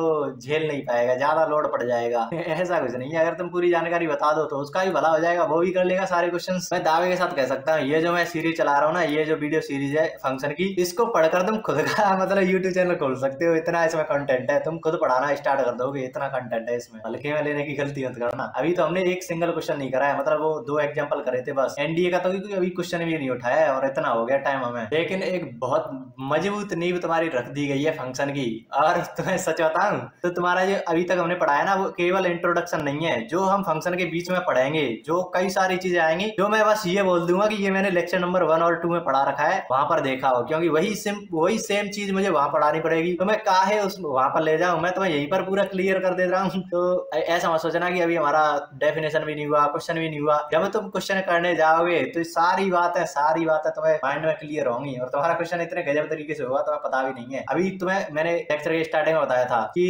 वो क्या बोलते हैं, टोटल नंबर ऑफ फंक्शन, ऐसा कुछ क्वेश्चन पूछते हैं ना, टोटल नंबर ऑफ रिलेशन पूछते हैं। पहले तो रिलेशन पूछते हैं, वो क्या होता है, NA क्रॉस NB, ऐसा ही तो होता है, ये हमने कर रखा था रिलेशन वाले में। फिर इस लेक्चर इस चैप्टर में क्या पूछते हैं, टोटल नंबर ऑफ फंक्शन। तो तुम्हें पता है फंक्शन के लिए तो वो 2 कंडीशन लगती है ना, कि A का हर एक एलिमेंट आना चाहिए, B का हर एक एलिमेंट नहीं, B का छूट सकता है, B के केवल एक से ही संबंध बनाना चाहिए। तो इन कंडीशन के बेसिस पर हम कैसे बता सकते हैं, इसमें तो कोई दिक्कत नहीं थी, इसलिए तो N में जितने एलिमेंट थे उनके B से वो कर दिया। लेकिन यहाँ पर दिक्कत है, इन कंडीशन को कैसे सेटिस्फाई करते हुए ये हम बताएं, तुम्हें पर रटा दिया जाता है NB का वो कर दो, NB का A का वो कर दो, क्या है ये, सॉरी यहाँ पर 2 की पावर होती थी ना, सबसेट ही तो होते थे, A क्रॉस B में से सबसेट निकालते थे। सबसेट कैसे निकालते, 2 की पावर N की तरह से। A क्रॉस B में कितने एलिमेंट है, NA गुणा NB, तो यहाँ पर सबसेट मतलब रिलेशन, तो टोटल रिलेशन कितने हो जाएंगे, 2 की पावर N गुणा NB, ये तुम्हारा है टोटल फंक्शन। ये तुम्हें फॉर्मूला ये बता के चले जाते हैं। अब मैं कहूँ कि तुमने ये सारी चीजें पता है, तुम्हें पहले से ही पता चल चुका है, जो हमने अब तक लेक्चर देखा है ना उसमें तुम्हें पता चल चुका है कि ये फॉर्मूला आया कहाँ से। अब तुम बोलोगे कि हमने तो अभी पढ़ा ही नहीं है कि ये कहाँ से आ गया, लेकिन मैं तुम्हें कहूंगा कि ये तुमने पढ़ रखा है। तो जैसे तुम्हारे सामने है 1 2 3 ये कुछ है। दूसरा तुम्हारे पास जो कोडोमेन है, ये क्या है, डोमेन, ये क्या है, कोडोमेन। अब ये बात तुम्हारे सामने आ जानी चाहिए। जैसे फिर इसमें कुछ दे रखे हैं तुमको, ऐसा कुछ दे रखा है तुमको। अब तुम्हारा कोई फंक्शन हो, सॉरी, तो तुम्हारे सामने कोई फंक्शन हो तो उसको तुम क्या क्या बना सकते हो। जैसे एक है कोई ऐसा रिलेशन बनाओगे जिसमें तुम्हारा जो एक है उसे डालने पर तुम्हारे सामने एक आ जाए। कोई ऐसा रिलेशन है जिसमें ऐसा आ रहा हो, और फिर तुम बाद में कुछ भी डालते रहो, 2,3 आ जाए, 3,5 आ जाए, ऐसा कुछ भी आ जाए। फिर तुम क्या हो सकता है, एक में क्या हो सकता है, एक का संबंध 2 से आ जाए, फिर तुम उसके बाद कुछ भी डालते जाओ, कुछ भी डालते जाओ। इसमें भी ये बदलेंगे, ये भी बदलेंगे, ये भी बदलेंगे। 2 1 के साथ आएगा, कभी 2 2 के साथ आएगा, 2 3 के साथ आएगा, ऐसा भी होगा। लेकिन अभी हम एक के बारे में बात कर रहे हैं। यहाँ पे 3 मान लो आ गया, केवल 4 के साथ ही आ गया, ये तो आ सकता है ना। दूसरा वाला तो सेम रह सकता है, पहला वाला सेम नहीं रहना चाहिए। फिर 1 का संबंध 3 से आएगा, फिर 1 का संबंध 4 से आएगा, फिर 1 का संबंध 5 से आएगा, ऐसा होगा। ये 5 रिलेशन ये बना सकता है एक वाला। फिर 2 वाला क्या करेगा, यहाँ पर क्या हुआ है, 1 का 1 से संबंध बना, 1 का 2 से बना, 1 का 3 से बना, 1 का 4 से बना, 1 का 5 से बना, यही तो बना। तो ये 5 रिलेशन तुम्हारे निकल के सामने आ रहे हैं, 5 रिलेशन ये आ गए। फिर तुम्हारे पास 2 करेगा खेल, कितने कॉम्बिनेशन बना सकते हैं उसके लिए। फिर ऐसे ये PNC में पढ़ते हैं, परम्यूटेशन कॉम्बिनेशन चैप्टर आएगा, उसमें हम पढ़ते हैं ए कितने कॉम्बिनेशन बना रहा है, 5 के साथ कॉम्बिनेशन बना रहा है। फिर हम बात करेंगे 2 की, तो फिर लगाने के लिए गुणा कर देते हैं। फिर 2 का गुणा 1 से, 2 का गुणा 2 से, 3 से, 4 से, 5 से, कितने बनाए इसने, 5 रिलेशन इसने बनाए। फिर मतलब क्रॉस, 3 1 3 2 3 6 3 3 3 4 3 5, ऐसे ये बनाएगा। तो इसने भी 5 रिलेशन ये बना दिए। ये कितना आ गया, 5 की पावर 3, यही तो आ गया। अब तुम इसी वाली चीज को यहाँ पर देखो, इधर की साइड 5 क्या है, NB में कितने एलिमेंट है, 5 एलिमेंट है। ए में कितने एलिमेंट है, 3 एलिमेंट है। तो 5 की पावर 3 मतलब NB की पावर NA, ऐसा ही तो हो रहा है। तो ये तुम्हारा फंक्शन है। तो क्या इसको रट्टा लगाने की जरूरत है, तुम ऐसे निकाल सकते हो ना कि ए का ये जो ए है, सेट ए है, जो प्रांत है या डोमेन है, उसका हर एक एलिमेंट तुम्हें लेना होता है। तो दूसरे वाले से उसको वो रिलेशन निकालने होते हैं। तो तुम देख सकते हो ना, यहाँ पर अगर मैंने 4 दे दिए, कोई 4 दे दिए, तुम क्या करोगे, 4 के जितने भी तुम बना सकते हो, एक ये रहा, इसके जितने भी तुम्हारे रिलेशन बन सकते हैं। मान लो यहाँ पर 6 एलिमेंट है, तुम क्या करोगे, 6 बार इसके रिलेशन बनाओगे, एक का एक, ऐसे करते करते 6 रिलेशन ये बन जाएंगे। फिर 2 का इससे ये आ गया 6 गुणा 6, फिर इसका 6, फिर इसका लास्ट 4, 6, तो ये क्या हो गया 6 की पावर 4। मतलब इसमें 6 एलिमेंट है तो 6 की पावर ये जितने एलिमेंट होंगे वो तुम्हारा आंसर आता है, टोटल नंबर ऑफ रिलेशन। तो ये एक और कंसेप्ट तुमने सीख लिया, फॉर्मूला रटने की जरूरत नहीं है, ऐसे भी तुम कर सकते हो। तो अब हमें पहले टाइप के क्वेश्चन कर लेने चाहिए जो मैं तुमको दिखा देता हूँ। हमने एक पीडीएफ तैयार करी है, वैसे ये जो मैं कर रहा हूँ ना, इसके बाद मैंने निकल गया था थोड़ा सा, ये चीज बनाने में मैं निकल गया था। इसको बनाने में ये कितने क्वेश्चन है, 4 क्वेश्चन, इसको टाइप करने में मुझे 3 से 4 घंटे लग गए थे, लिटरली 3 से 4 घंटे लग गए थे, क्योंकि मैं पहली बार इसको सीख रहा था। ये कोई सिंपल ऐसा नहीं है कि वर्ड पैड पर बना दिए तुमने, वर्ड वगैरह पर टाइप कर करके ऐसे सिंपल टाइप करके बना दिए, इसके पीछे कोडिंग चलती है। ये थोड़ा खुल नहीं रहा है, नहीं तो मैं तुम्हें दिखा देता कितनी कोडिंग होती है इसके पीछे। तो वो सीखने में टाइम लग रहा था, लेकिन वो काम की चीज है, उसको सीखना ही है मुझे, क्योंकि उसके बाद बुक वगैरह लिखनी है ऐसे। मतलब ये डीपीपी वगैरह जो बनाते हैं ना कोचिंग वगैरह में, वो ऐसे ही बनाते हैं, मुझे अब पता चला था।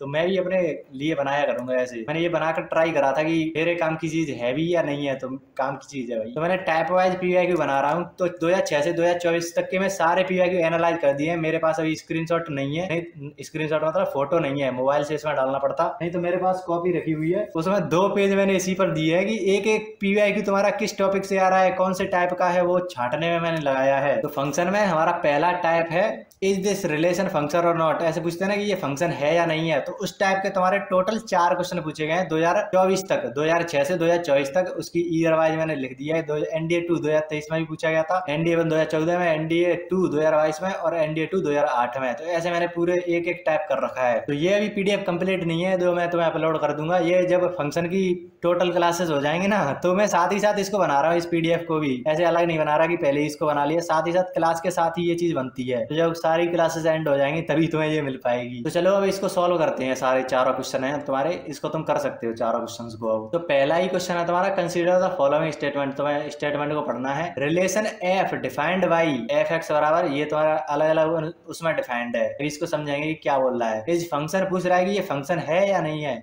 ये दोनों हैं जो ये दो रिलेशन है, क्या ये दोनों रिलेशन फंक्शन है या नहीं है, ये तुम्हें बताना है। तो इसको थोड़ा सा समझें। अगर ये चीज तुम्हारे सामने दे रखी है तो इसको समझने का ट्राई करते हैं। तो ये बोल रहा है कि उसने x अगर 0 से 2 तक डालोगे, ये मैंने नोटेशन पहले ही समझा रखी थी, इसमें इसका मतलब क्या है, 0 डाल सकते हो, 1 डाल सकते हो, 2 डाल सकते हो, इसके बीच के कई सारे एलिमेंट डाल सकते हो। ये तो रियल नंबर के लिए है ना, x तो रियल नंबर है। तो अगर तुम्हारी वैल्यू हुई ना ऐसे 2 हुई, f में अगर तुमने 2 डाली, तो किस फंक्शन का यूज करोगे, एक्स क्यूब का यूज करोगे। f0 के लिए किसका यूज करोगे, एक्स क्यूब का यूज करोगे। तो आंसर क्या आएगा, 2 की पावर 3 और 8, ये 0। ऐसे अगर मैं तुमसे बोल दूं हाफ, तो किसका यूज करोगे, एक्स की पावर क्यूब, इसी फंक्शन का यूज करोगे, क्योंकि 0 से 2 के बीच में 1/2 आ रहा है। तो ये कितना हो जाएगा, 1/2 की पावर क्यूब बराबर 1/8 ऐसा हो जाएगा। लेकिन अगर मैं इसमें f3 डाल दूं, तो तुम किस फंक्शन का यूज करोगे, f3। 3x बराबर 3 कहां पर आ रहा है, इस वाले रिलेशन में ही तो आ रहा है, 4x इसका यूज करेंगे।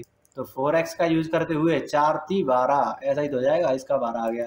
लेकिन यहाँ पर थोड़ा सा ध्यान से देखोगे तो इस वाले में अगर 2 डालें और इस वाले में 2 डालें, दोनों डाल सकती हैं क्योंकि बराबर का चिन्ह है। तो जो f2 होगा ना, उस पर तुम्हारा ये फंक्शन भी लग जाएगा, 4 की पावर x नहीं 4x। इसके हिसाब से तुम्हारा 8 आंसर आएगा। ऐसे ही अगर तुम इसके हिसाब से कुछ भी डालोगे, 2 से 8 के बीच में कुछ भी डालोगे, तो तुम्हें ये फंक्शन का यूज करना है। f5 डालोगे तो तुम्हें 4x का यूज करना है। f अगर मैं बोलूं 1 डालोगे तो किसका यूज करना है, x क्यूब का यूज करना है। ये 1 आ जाएगा, ये आपका 20 आ जाएगा। तो ऐसे तुम्हारे सारे फंक्शन निकल के आ रहे हैं। इसका एनालाइज करें तो यहाँ पर तुम्हें अगर ध्यान से देखो, 2 डालने पर 8 आया, 2 डालने पर ही 8 आ रहा है, 0 डालने पर 0 आ रहा है, 0 डालने पर 0 आ रहा, 3 डालने पर 12 आ रहा, 5 डालने पर 20 आ रहा। ऐसा कुछ चल रहा है। तो क्या पहला एलिमेंट रिपीट कर रहा है, तुम बोलोगे हाँ ये रिपीट कर तो रहा है पहला एलिमेंट, बट देखो तो फंक्शन में कोई एलिमेंट रिपीट करता ही नहीं है। 2,8 2,8 सेम ही एलिमेंट है। इसमें से तुम एक को हटा दोगे, कलेक्शन में उसे ही मानेंगे। तो अब देखो इसमें 2,8 क्या 2 के साथ किसी और का संबंध बन रहा है, नहीं बन रहा। तो ये आपका फंक्शन है,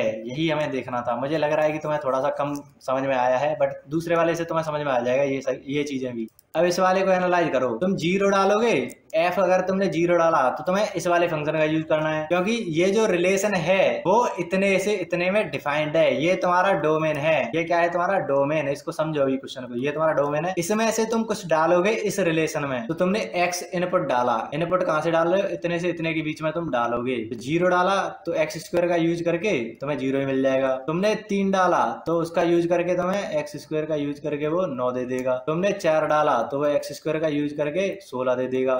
फिर तुमने 4 पर, तो यहाँ पर भी है, ये जो रिलेशन है वो भी 4 पर वैलिड है, तो इसके लिए भी हमें F4 डालेंगे तो वो इस तरीके से भी आ सकता है 3x के रूप में। तो 4 थी 12 इसका आंसर आ जाएगा। तो यहीं रुक जाओ, अब यहीं रुक जाओ, यहीं गड़बड़ होती है। तुम्हें बस ये वाला देखना होता है, 2 और 2 पर चेक करना होता है। अगर इन दोनों पर बराबर आ गया ना, जैसे यहाँ पर F2 डाला तो 4x के हिसाब से 8 आया, F2 डाला x क्यूब के हिसाब से भी 8 आ गया। ये तो सेम आ गया, 2 का 4 आ गया, नहीं 2 8 आ गया। तो इसमें तो कोई दिक्कत नहीं हुई, 2 का केवल एक एलिमेंट से कनेक्शन है।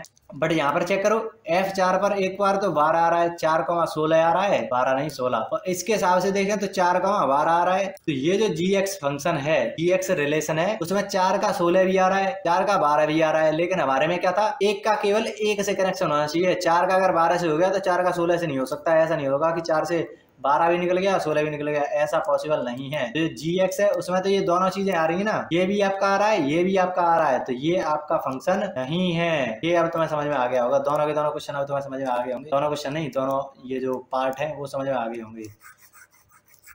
तो तुम यहाँ पर बोल सकते हो कि ये पहला वाला ए पार्ट है वो तो फंक्शन नहीं है, लेकिन ये बी पार्ट है वो आपका फंक्शन है। नहीं, उल्टा बोल दिया, ये आपका फंक्शन है, ये आपका फंक्शन नहीं है। तो बोल रहा है कि कौन सा करेक्ट है स्टेटमेंट है, कौन सा फंक्शन है, इज ए फंक्शन। तो ये वाला ही तो फंक्शन है, यही स्टेटमेंट सही है। ओनली वन, ये वाला ऑप्शन नंबर ए आपका सही है कि केवल एक वाला है वो फंक्शन है, ये वाला फंक्शन नहीं है। एक टाप तो ये है, वैसे तो मुझे इसको बाद में कराना चाहिए था, बट चलो हो गया तो हो गया, लेकिन इन दोनों से पहले मैं इसको कराना चाहूंगा। एफ देखो, अब नोटेशन का यूज हो रहा है तो समझ जाना। ये क्या है आपका डोमेन, ये क्या है आपका रेंज नहीं है, ये है आपका कोडोमेन, ये आंसर्स नहीं है, इसके बीच में से कुछ आ रहा होगा। तो बताना है is not function if it is defined by one of these. इनमें से कौन सा फंक्शन नहीं है ये बताना है तुम्हें। 2,4, 3,5, 1,5, तो क्या पहला रिपीट हो रहा है, नहीं हो रहा, तो मस्त आपका फंक्शन है। 1,4, 2,4, 3,4, क्या पहला एलिमेंट रिपीट हो रहा है, नहीं हो रहा, तो मस्त आपका फंक्शन है। 1,4, 2,4 नहीं 5, 3,4, क्या पहली इवेंट रिपीट हो रहा है, नहीं हो रहा, तो मस्त फंक्शन है। 1,4, 1,5, क्या एक के दो निकल सकते हैं, 2 रिलेशन हो सकते हैं। एक का केवल बी में एक ही आंसर आना चाहिए, यही तो हमारी बात थी। ऐसा हो नहीं सकता, यही आपका वो नहीं है, रिलेशन नहीं है, यही आपका आंसर होगा। नॉट अ फंक्शन पूछा है कि कौन सा फंक्शन नहीं है। अब ऐसे ये वाला देखो, वो डायरेक्ट बोल भी सकता है A to B है, अगर इसी नोटेशन को उसको वैसे यूज करना हो ना, एफ ए से B ऐसे भी लिख सकता था, लेकिन उसने भाषा के रूप में लिख दिया है। लेकिन बात वही है, ए आपका क्या होगा, डोमेन आ जाएगा, क्योंकि A to B है, ए आपका डोमेन, बी आपका कोडोमेन। तो बस तुम्हें सिंपल ये देखना है कि ए का कोई एलिमेंट रिपीट नहीं होना चाहिए। जी जैसे यहाँ पर देखो option C 0p b w x y z, क्या ये रिपीट हुए, नहीं हुए, ये आपका फंक्शन है। u p, और हाँ वो ही चीज है कि डोमेन है उसका हर एक एलिमेंट आना ही चाहिए। तो ये कितने एलिमेंट है, 6 एलिमेंट है। तो जितने भी आपके रिलेशन में वो बनेंगे ऑर्डर पेयर, वो 6 तो होने ही चाहिए, 6 ऑर्डर पेयर तो होने ही चाहिए। यही तो हमने ऑब्जर्वेशन करी थी। इसमें देखो 4 ही ऑर्डर पेयर हैं, तो इसको तो देख कर ही हम काट सकते थे, UP we Q W R Z S. लेकिन यहाँ पर बाई का एलिमेंट तो छूट गया ना, एक्स का एलिमेंट छूट गया, ये 2 एलिमेंट छूट गए, और हमें पता है ए का हर एक एलिमेंट लेना ही होता है। तो ये आपका फंक्शन नहीं है। और वैसे उसने पूछा भी था कि कौन सा फंक्शन नहीं है, आंसर तो आपका यही मिल गया, ये आपका फंक्शन है। यू डब्ल्यू देखो इसमें वी डब्ल्यू, हाँ ठीक है, यू पी। तो ये वाला भी तुम्हें पता चलेगा कि यू 2 बार रिपीट कर रहा है, यू का कनेक्शन डब्ल्यू के साथ भी है, यू का कनेक्शन पी के साथ भी है, पी का कनेक्शन आर के साथ भी है, और वी का कनेक्शन क्यू के साथ भी है। यहाँ पर देखो, तो ये भी आपका फंक्शन नहीं है। U Q V P W X Y Z, U V W X Y Z, तो ये आपका फंक्शन है, ये आपका फंक्शन है, ये आपका फंक्शन नहीं है, ये आपका फंक्शन नहीं है। तो मतलब 2 और 3 आपके फंक्शन नहीं है, तो वही उसने पूछा है। तो 2 और 3 आपके फंक्शन नहीं है, तो आंसर नंबर ये सही हो जाएगा। देखो वही एक ही टाइप के क्वेश्चन है सारे के सारे, तो ऐसे तुम्हारे पेपर में क्वेश्चन देखने को मिलते हैं। ये तुम्हारा एनडीए 2 2022 में पूछा गया था कि 2 स्टेटमेंट दे रखी है, तुमको बताना है कि कौन सी स्टेटमेंट सही है, कौन सी स्टेटमेंट गलत है। तो if F is subset of x comma Z, अब एक्स क्रॉस जेड, अब तुम्हें पूरी कहानी समझ में आ चुकी है कि हमारे पास कोई 2 सेट होंगे, एक्स और जेड, उन दोनों का क्रॉस करा तो पूरा का पूरा यूनिवर्स तुम्हारे सामने निकल के आ गया। पूरा का पूरा जो जितने रिलेशन बन सकते सकते थे वो सारे सारे बन गए। उसमें से तुम एक सबसेट निकालते हो, उसका नाम देते हो रिलेशन। उसमें फिर तुम दो कंडीशन लगाते हो कि ए का हर एक एलिमेंट आना चाहिए, दूसरी कंडीशन ए का बी के एक एलिमेंट से ही कनेक्शन होना चाहिए, या फिर ए रिपीट नहीं करना चाहिए, या ए का केवल एक एलिमेंट आना चाहिए, ऐसा भी कुछ बोल सकते हो तुम। ये दो कंडीशन डाली तो उस रिलेशन को हम फंक्शन नाम दे देते हैं। तो वो वही बोल रहा है कि इस सबसेट, इसका एक सबसेट है एफ। पूरी भाषा अब तुम्हें समझ में आने लगी होगी, इसीलिए तो मैंने इन दो लेक्चर को ऐसे रखा था। तुम्हें अब एक एक क्वेश्चन समझ में आएगा।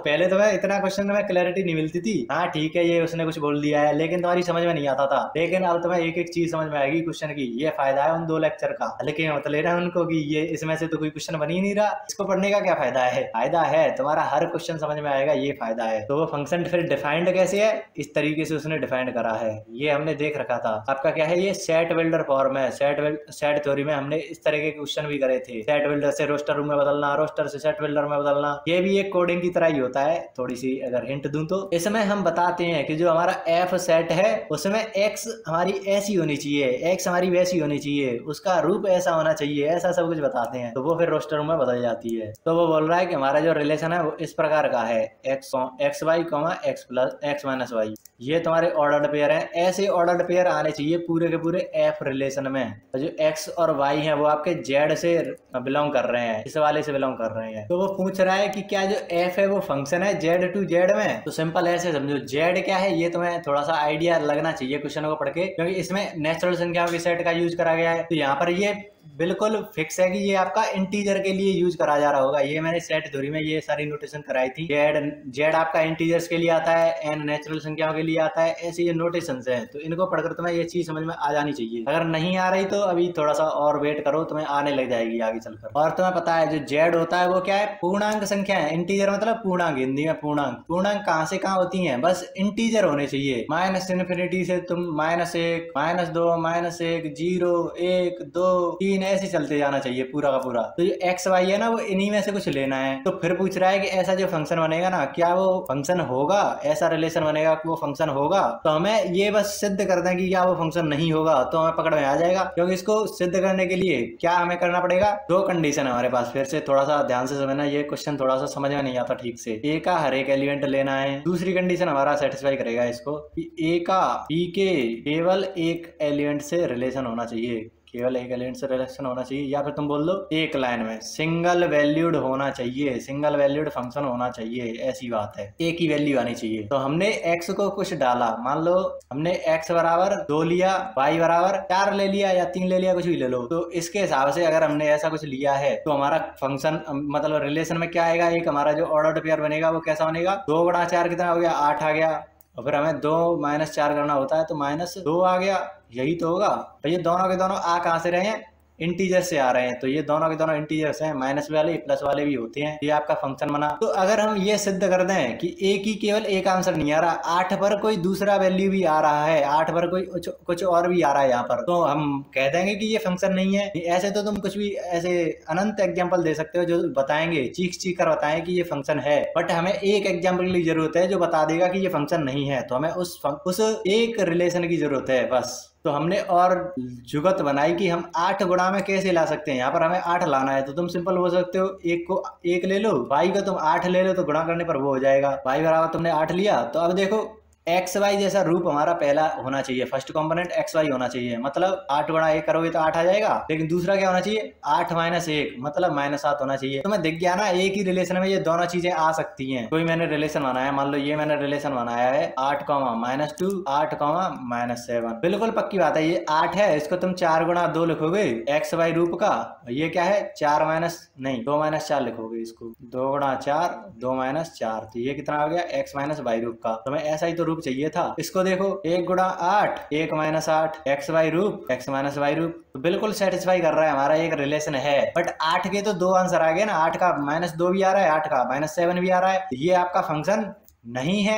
यही बात तो हमें सिद्ध करनी थी कि फंक्शन है या नहीं है। तो हमें पता चलेगा कि ये फंक्शन नहीं है। जो पहला वाला स्टेटमेंट है वो तो गलत हो गया। अब दूसरे वाले को देखो, उसने अब की फंक्शन दे रखा है नेचुरल संख्या से नेचुरल संख्या में, और उसने एक और अब की बार क्या दे रखा है, X Y, X plus Y है। वहां पर क्या था, एक्स माइनस वाई था, यहाँ पर एक्स प्लस वाई है। ऐसे हमें रिलेशन बनाने हैं। तो हम फिर से ढूंढने में चले जाते हैं। अब की बार हम नेगेटिव वगैरह नहीं ले सकते, हमें पॉजिटिव ही पॉजिटिव लेने चाहिए। आंसर भी आपके पॉजिटिव आने चाहिए, क्योंकि एक्स वाई आपके नेचुरल संख्या से आ रहे हैं। नेचुरल संख्याओं के जोड़ने पर नेचुरल संख्या ही आएगी, क्योंकि दो नेचुरल संख्याओं को जोड़ोगे 2,4 करोगे तो वो प्लस में ही तो आएगा, माइनस में तो जा नहीं सकते जोड़ने पर। तो आंसर भी आपका नेगेटिव नहीं आना चाहिए। तो हमने फिर से वही जुगत लगाई, तुमने एक्स लिया तुमने 2 और वाई लिया तुमने 4, तो तुम्हारा क्या रिलेशन आएगा, मतलब ऑर्डर पेयर बनेगा। एक तुम्हारा 8 गुणा होकर 8 आएगा और जोड़कर तुम्हारा 6 आएगा। फिर तुमने ऐसा एक और रिलेशन चाहिए जिसमें 8 तो आ जाए और उसके साथ कुछ और भी आ जाए, जिससे हम बोल देंगे कि 8 का तो 2 के साथ कनेक्शन है, तो ये आपका फंक्शन नहीं है, उसको और ढूंढना है हमें। यहाँ पर फिर से हम x बराबर 1 लेंगे, y बराबर 8 ले लेंगे, तो गुणा करने पर तुम्हारा 8 आ जाएगा। यहाँ पर तुम्हें एक्स वाई रूप के ही तो चाहिए ना, गुणा करे पर 8 आ गया। अब इनको जोड़ कर देखो, जोड़ने पर तुम्हारा 8 1 9 आ गया। यहाँ पर जोड़ने पर क्या आ रहा था, 2 + 4 6 आ रहा था, यहाँ पर 9 आ रहा था, यहाँ पर तुम्हारा 9 आ गया। यहाँ से तुम बोल सकते हो कि 8 के 2 वैल्यू आ गए, लेकिन हमें तो सिंगल वैल्यूड चाहिए ना, सिंगल वैल्यूड फंक्शन हमें चाहिए होता है। तो ये आपका फंक्शन नहीं है, तो ये वाला भी फंक्शन नहीं है, तो ये वाला भी फंक्शन नहीं है। तो दोनों के दोनों स्टेटमेंट आपके गलत हो गए। कौन कौन से सही है उसने ये पूछा था, नाइदर 1 नाइदर 2 नॉर 2, दोनों के दोनों गलत हो गए। तो ये ऐसे 4 क्वेश्चन तुम्हारे अब तक पूछे गए हैं, चारों के चारों तुमने कर लिए। और एनसीईआरटी के 2 एग्जांपल मैंने कर दिए थे। अब एक एनसीईआरटी का और एग्जांपल देख लेते हैं, जिससे आज की क्लास में कम से कम कितने सवाल हो गए, 7 सवाल तो हम कर ही लेंगे कम से कम। इसके आगे हम और लेक्चर को बिल्ड करेंगे। ये वाला उदाहरण नंबर 11 तो हमने कर लिया था, तुम्हें याद आ गया होगा क्लास के शुरू में ही। अब ये वाला देखो 18 नंबर 10। एन क्या है, नेचुरल संख्याओं का समुच्चय है, नेचुरल संख्याओं का सेट है। एन पर परिभाषित एक संबंध, और ये मैंने तुमको बोला था रिलेशन ऑन सेट एन, ऐसा कुछ तुम्हें लाइन दिख जाए तो उसका मतलब ये है कि वो एन क्रॉस एन की बात कर रहा है, कि यहाँ से तुमने सेट रिलेशन को सबसेट बनाया है, इससे तुमने कोई सबसेट बनाया है, उसे रिलेशन नाम दिया है लाइन का। एन पर परिभाषित एक संबंध, ये बात है भी, ये लाइन है ना, वो भी मैंने रिलेशन नाम के चैप्टर में एक्सप्लेन करी थी। रिलेशन का तो मैंने 1 शॉट कराया था ना, 3 घंटे का 1 शॉट था, उसमें मैंने पूरी रिलेशन की थ्योरी कराई थी ऐसे ही डीप में। फिर उसने बता दिया कि आर कैसा है, आर हमारा दिखता कैसा है, तो बताना है आर के प्रांत, तह प्रांत, परिसर, और क्या ये संबंध एक फलन है, ये भी उसी कैटेगरी का सवाल है, फर्स्ट टाइप 1 का सवाल है। तो इसको हम अगर गौर से देखें तो प्रांत क्या है, इसमें तुम क्या क्या डाल सकते हो, एक्स की जगह पर क्या क्या डाल सकते हो। जो प्रांत क्या होता है, हमारा इनपुट होता है, क्या क्या तुम डाल सकते हो। एन से एन में है, यही तो हमारा बात कर रहा है, एन क्रॉस एन में है, मतलब एन से एन में है, तो ये क्या होता है, हमारा इनपुट ही तो होता है कुछ डालने वाला। तो उसने पहले ही बोल रखा है कि एन पर परिभाषित है। तो इस लाइन का अगर तुम्हें मतलब पता होता, जो मैंने 1 शॉट में ही करा दिया था कि रिलेशन ऑन सेट एन, ये अगर तुम्हें लाइन मिल जाए कहीं, तो उसका मतलब होता है एन क्रॉस एन। क्यों होता है वो मैंने वहां पर एक्सप्लेन करा था। तो तुम इसको देख कर ही बता सकते कि जो एन है ना, वो आपका प्रांत है या डोमेन है, प्रांत बोलते हैं डोमेन को। और जो ये वाला एन है वो क्या होता है, हमारा कोडोमेन होता है। तो क्या ये इस क्वेश्चन को एक्सप्लेन करने में मेरी जरूरत होती, अगर तुमने ये 2 लेक्चर देख रखे हैं, फंक्शन की स्टार्टिंग देख रखी है, और जो 1 शॉट दे रखा है मेरा रिलेशन वाले चैप्टर का डीप थ्योरी जिसमें मैंने कराई थी, अगर वो देख रखा है तो ये क्वेश्चन मुझे समझाने की भी जरूरत नहीं पड़ती, तुम इससे ही तुम कर ले जाती। तो इसमें तुम्हारा डोमेन क्या होगा, एन होगा, क्योंकि एन क्रॉस एन से आ रहा है, एन क्रॉस एन से ही तो आ रहा है। तो ये तुम्हारा डोमेन, ये तुम्हारा कोडोमेन, तो ये दोनों तो मिल गए तुम्हें यही। परिसर क्या होगा, इसका आंसर y बराबर 2x का आंसर जो भी होगा ना, वो तुम्हारा परिसर होता है। तो तुम इसमें 1 डालोगे तो तुम्हारे पास 2 आएगा, क्योंकि हम नेचुरल संख्या डाल सकते हैं, तो 1 2 3 4 ऐसे तुम डालोगे। तो यहाँ पर तुम्हारे क्या आंसर आएंगे, 2 डालोगे 4 आएगा, 3 डालोगे 6 आएगा, 4 डालोगे 8 आएगा। तो ये क्या चल रहा है, ये तुम्हें क्या दिख रहा है, ये तो तुम्हें सम संख्या दिख रही है ना। तो जो तुम्हारा प्रांत नहीं, जो तुम्हारा परिसर होगा, परिसर मतलब रेंज, वो तुम्हारा क्या होगा, सम संख्याओं का समुच्चय होगा। ये बात तुम वहां पर लिख सकते हो, आंसर में ऐसे ही लिखना, सम संख्याओं का समुच्चय। ये तुम्हारा आंसर इसका हो गया। परिसर क्या है, सम संख्याओं का समुच्चय। या तुम ऐसे भी उसको लिख सकते थे डॉट डॉट डॉट करके, रेंज आर एफ बराबर, ऐसा तुम लिख देते तो भी क्वेश्चन वाला समझ जाता। जब बोर्ड में लिखते हो ना, तो ऐसे ही लिख देना, तुम्हें कोई दिक्कत नहीं है। फिर पूछ रहा है क्या ये संबंध फलन है, तो उसके लिए हमें क्या देखना होता है कि एक तो ए का हर एक एलिमेंट आना ही चाहिए। तो y बराबर 2x में तुम सारे के सारे नेचुरल संख्या डाल सकते हो, तो वो तुम्हारा डोमेन पूरा का पूरा आ रहा है, तो ये आपका पहली कंडीशन सेटिस्फाई। दूसरी क्या थी, ए का केवल एक ही आंसर आना चाहिए, आंसर केवल एक आना चाहिए। तुमने यहाँ पर 2 डाला, तो 2 का आंसर कितना आएगा, 4। क्या 2 का आंसर कुछ और आ सकता है, 2 का डबल केवल 4 ही होता है, 2 का डबल कुछ और हो ही नहीं सकता। इस पर तो हमने ये वाला एग्जांपल मैंने वहीं से उठाया था, और पूरी क्लास इसी से मैंने समझाई थी, पूरे फंक्शन का मैंने इसी से समझा दिया था। तो इस पर तो ज्यादा बात करने की जरूरत है भी नहीं। तो ये आपका फंक्शन है, क्योंकि 2 का डबल करने पर 4 ही आएगा, इसकी कोई और वैल्यू नहीं आ सकती, तो सिंगल वैल्यूड है। उदाहरण नंबर 10 भी तुम्हें समझ में आ चुका होगा। तो आज की क्लास में हमने कितने सवाल कर दिए, एक तो प्रश्नावली का 2, ये 3 तो वो हो गए, और एक मैंने खुद से लिख कर आया था 4, ये 4 वो 8 क्वेश्चन हमने आज की क्लास में करे हैं, बट बहुत बेसिक क्लास थी, लेकिन तुम्हें अब समझ में आ रहा होगा कि हर एक क्वेश्चन को समझने के लिए कितना डीप हमने पढ़ा है। एक एक क्वेश्चन तुम्हें समझ में आए उसके लिए हमने ये सारी चीजें इतना डिटेल में करा है। एक एक लाइन तुम्हें समझ में आएगी अब क्वेश्चन की, ये इसीलिए मैंने इसको इतना डिटेल में ले गया हूँ। तुम्हें लग रहा होगा कि अभी तो हमने केवल 8 क्वेश्चन करे हैं, वो भी टाइप बन के जो कभी कभी पूछ लेते हैं, बट तुम्हें पता अंदर की बात तुम्हें पता होगी। कुछ लोगों की होती है सूक्ष्म दृष्टि, नहीं स्थूल दृष्टि, मतलब वो ऊपर ऊपर से देखते हैं कि 2 लेक्चर हो गए अभी तो कुछ क्वेश्चन ही नहीं हुए, तो ये होती है स्थूल दृष्टि। और 99.99% यही होते हैं। कुछ ही होते हैं जो सूक्ष्म दृष्टि रखते हैं, उनको अंदर की बात पता चलती है कि इसका फायदा क्या है, ये जो इतना डिटेल हम कर रहे हैं उसका फायदा क्या है, वो कुछ लोग ही देख पाते हैं। तो जो 99% हैं, जो तुम ज्यादातर लोग हो, उनको ये सूक्ष्म दृष्टि तक लाना ये काम है गुरु का। ये थोड़ी फिलोसफी में निकल गए, बट आगे बढ़ते हैं, तुम छोड़ो इस सारी बातों को। तो टाइप 1 तुम्हारा कंप्लीट होता है इस प्रकार से। टाइप 2 को अब मैं इसमें टाइप कर दूंगा यहाँ पर। आज के लिए इतना ही रखते हैं। इंट्रोडक्शन पार्ट मुझे लगता है अब खत्म हो चुका है, इंट्रो अब खत्म हुआ है। 2 लेक्चर में हमने पूरा फंक्शन का सार समझ लिया, मतलब उसका पूरा क्या बोलते हैं, उसकी पूरी स्टोरी समझ ली, उसकी पूरी हिस्ट्री जैसी समझ ली कि वो होता क्या है। एक एक चीज हमें इसके बारे में पता है। और इसी इंट्रोडक्शन में हमें ये भी पता चल गया, हमने सीख लिया है ये कि हर क्वेश्चन को समझना कैसे है। क्वेश्चन को समझने के लिए जितनी भी चीजें तुम्हें जरूरत होंगी ना, वो सारी की सारी इन 2 लेक्चर्स में तुम्हें मिल चुकी हैं। तो ये सबसे बड़ा फायदा तुम्हें अभी तक मिल चुका है इन लेक्चर से, और तुम्हारा इंटरेस्ट तो बन चुका होगा। इन 2 लेक्चर के बाद तुम्हारा इंटरेस्ट ना बने ऐसा तो हो ही नहीं सकता क्योंकि इतने घटिया तरीके से जो लोग पढ़ाते हैं, उसके बाद तुम अगर इसको देख रहे हो तो इंटरेस्ट बनना तो तय है। और वो मुझे सबसे मेन चीज चाहिए। तुम्हें 11th वाले हो, 12th वाले हो या ड्रॉपर भी हो, उनमें सबसे मेन चीज यही होनी चाहिए। अगर तुम्हें पेपर निकालना है तो तुम्हें इंटरेस्ट होना चाहिए मैथ में, और मुझे वही बनाना है तुम्हारे अंदर, और कुछ नहीं चाहिए मुझे। तो अगले लेक्चर से तो बहुत डीप में और जाने वाले हैं। अब तुम्हारे क्वेश्चन स्टार्ट होंगे, अब तो क्वेश्चन में डीप डाइव करने वाले हैं। और मैं तुम्हें दिखाऊं, चलो बाद में टेलीग्राम पर दिखा दूंगा, अभी मेरे पास वो नहीं है, फोटो खींचकर डाल दूंगा तो तुम्हें पता चलेगा वहां पर। मैं जो एक एक चीज, एक एक क्वेश्चन मैंने एनालाइज कर रखा है कि किस फंक्शन से कौन सा क्वेश्चन आया है, डोमेन रेंज के कितने क्वेश्चन आए हैं, फंक्शनल इक्वेशन से कितने क्वेश्चन आए हैं, लॉग से कितने क्वेश्चन आए हैं, मॉडुलस से कितने क्वेश्चन आए हैं, ग्रेटेस्ट इंटीजर फंक्शन से कितने क्वेश्चन आए हैं। एक एक डेटा है मेरे पास 2006 से लेकर 2024 तक। तो पीछे की रिसर्च इतनी चल रही है इसके ऊपर, और उन सभी को मैंने टाइप में भी बांट रखा है कि किस टाइप को कब कराना है, किस टॉपिक के बाद कराना है। जितने आपके कंपोजिशन भर के आता है तुम्हारा जो सेट जो फंक्शन है ना, कंपोजिशन के सबसे ज्यादा सवाल तुम्हें देखने को मिलेंगे। दूसरे नंबर पर रेंज और वो क्या बोलते हैं डोमेन रेंज के सवाल देखने को मिलेंगे दूसरे नंबर पर। फिर तुम्हारे लॉग के सवाल देखने को मिलेंगे, लॉग के भी भर के सवाल आते हैं। इस बार भी 2 आए थे, उनमें से एक तो मैंने करा दिया था रैंडम पीवाईक्यू प्रैक्टिस में ही, यहाँ पर तो हम दोबारा उसको करेंगे ही। इस पर कितने सवाल आए हैं, टाइप्स ऑफ फंक्शन जो इनटू, ऑनटू, 1 1 मैनी 1, उन पर कितने सवाल आए वो सारे मैंने लिख रखे हैं। उनको मैं एक एक करके एक एक टॉपिक सारे क्वेश्चन को एक साथ करेंगे, तब आएगा ना मजा। सिस्टमैटिक प्रैक्टिस इसे बोलते हैं, ऐसे ही रैंडम प्रैक्टिस करने से कुछ नहीं होता।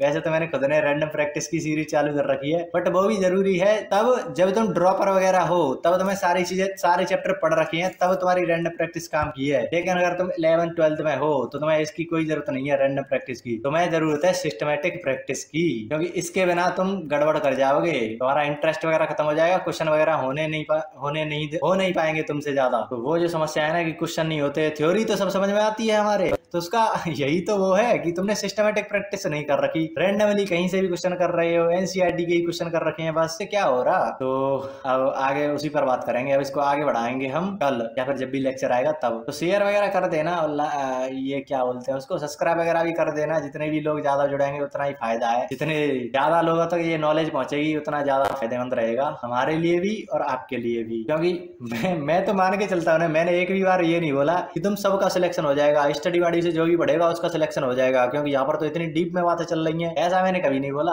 8,000 7,000 स्टूडेंट का ही सिलेक्शन होगा रिटन में, ये पक्की बात है। 5-6 लाख फॉर्म भरते हैं, उसमें से इतने ही जाएंगे। लेकिन मेन चीज क्या है, ये जो बचे हुए हैं इनमें से 7-8 हजार को निकाल दो, बचे हुए हैं उनको एक होप रहेगी कि हाँ मैथ में मेरा इंटरेस्ट है, उससे कुछ हो सकता है, मैथ में मैं और डीप जा सकता हूँ। मेरे भी तो यही हुआ था, मैं 7-8 हजार में आ गया था, उसके बाद एसएससी भी आउट हो गया था। क्या मेरी जिंदगी बंद हो गई थी चलना? नहीं, क्योंकि मुझे मैथ में इंटरेस्ट आने लग गया था और अब मैं उस मैथ में ही डूब रहा हूँ। तो कभी तुम ऐसा नहीं हुआ कि बस इसमें नहीं हुआ तो बस जिंदगी खत्म है और कुछ नहीं हो सकता। उस चीज को मुझे मैथ में तुम्हें डीप ले जाऊंगा ना कि तुम मैथ के लिए जीना स्टार्ट कर दोगे, किसी और के लिए नहीं तो मैथ के लिए तो जीना स्टार्ट कर दोगे। तुम्हें कभी रिग्रेट नहीं हुआ कि ये नहीं हुआ, अब क्या हुआ, मेरी तो जिंदगी खत्म है, ऐसे सारे थॉट तुम्हें आने ही नहीं देगा मैथ। ये है मैथ का फायदा। तुम बोल रहे हो ना कि वो पीवाईक्यू और प्रैक्टिस वगैरह करा दो, वन शॉट ले आओ, मैं क्यों नहीं करा रहा, इतना डीप मैं इसीलिए ले जा रहा हूँ ताकि तुम्हारा इंटरेस्ट बने, तुम्हें भी लगे कि हाँ मैं भी रिसर्च वगैरह कर सकता हूँ, इसमें डूबा रह सकता हूँ। इसीलिए ये सारे लेक्चर इतने डिटेल आ रहे हैं और मुझे कोई मतलब नहीं है कि तुम्हारा सिलेक्शन होगा या नहीं होगा। मुझे तो बस मैथ से मतलब है कि मैथ में तुम कितना डूब पाते हो। मैथ की बात नहीं है, और सब्जेक्ट भी जब मैं पढ़ाऊंगा यही रहेगा कि ये बात तो ठीक है, हो गया तो ठीक है, नहीं हुआ तो तुम्हारे अंदर एक होप रहेगी कि हाँ ठीक है, ये नहीं हुआ तो कुछ और देखेंगे, मैथ है हमारे पास। ये एटीट्यूड बनाए रखना, तभी तुम्हारी लाइफ थोड़ी सी ठीक हो पाएगी। तो जितने लोग हो सकते हैं उतने लोगों तक पहुंचा देना। बात ये नहीं है कि कंपटीशन ज्यादा बढ़ जाएगा या कंपटीशन वाली बात है, बात ये है कि उनको भी एक होप रहेगी कि ये नहीं हुआ तो हमारी जिंदगी खत्म नहीं हुई है। ये है मेन। चलो मिलते नेक्स्ट वीडियो में, तब तक के लिए कुछ ना कुछ सीखते रही ना। धन्यवाद।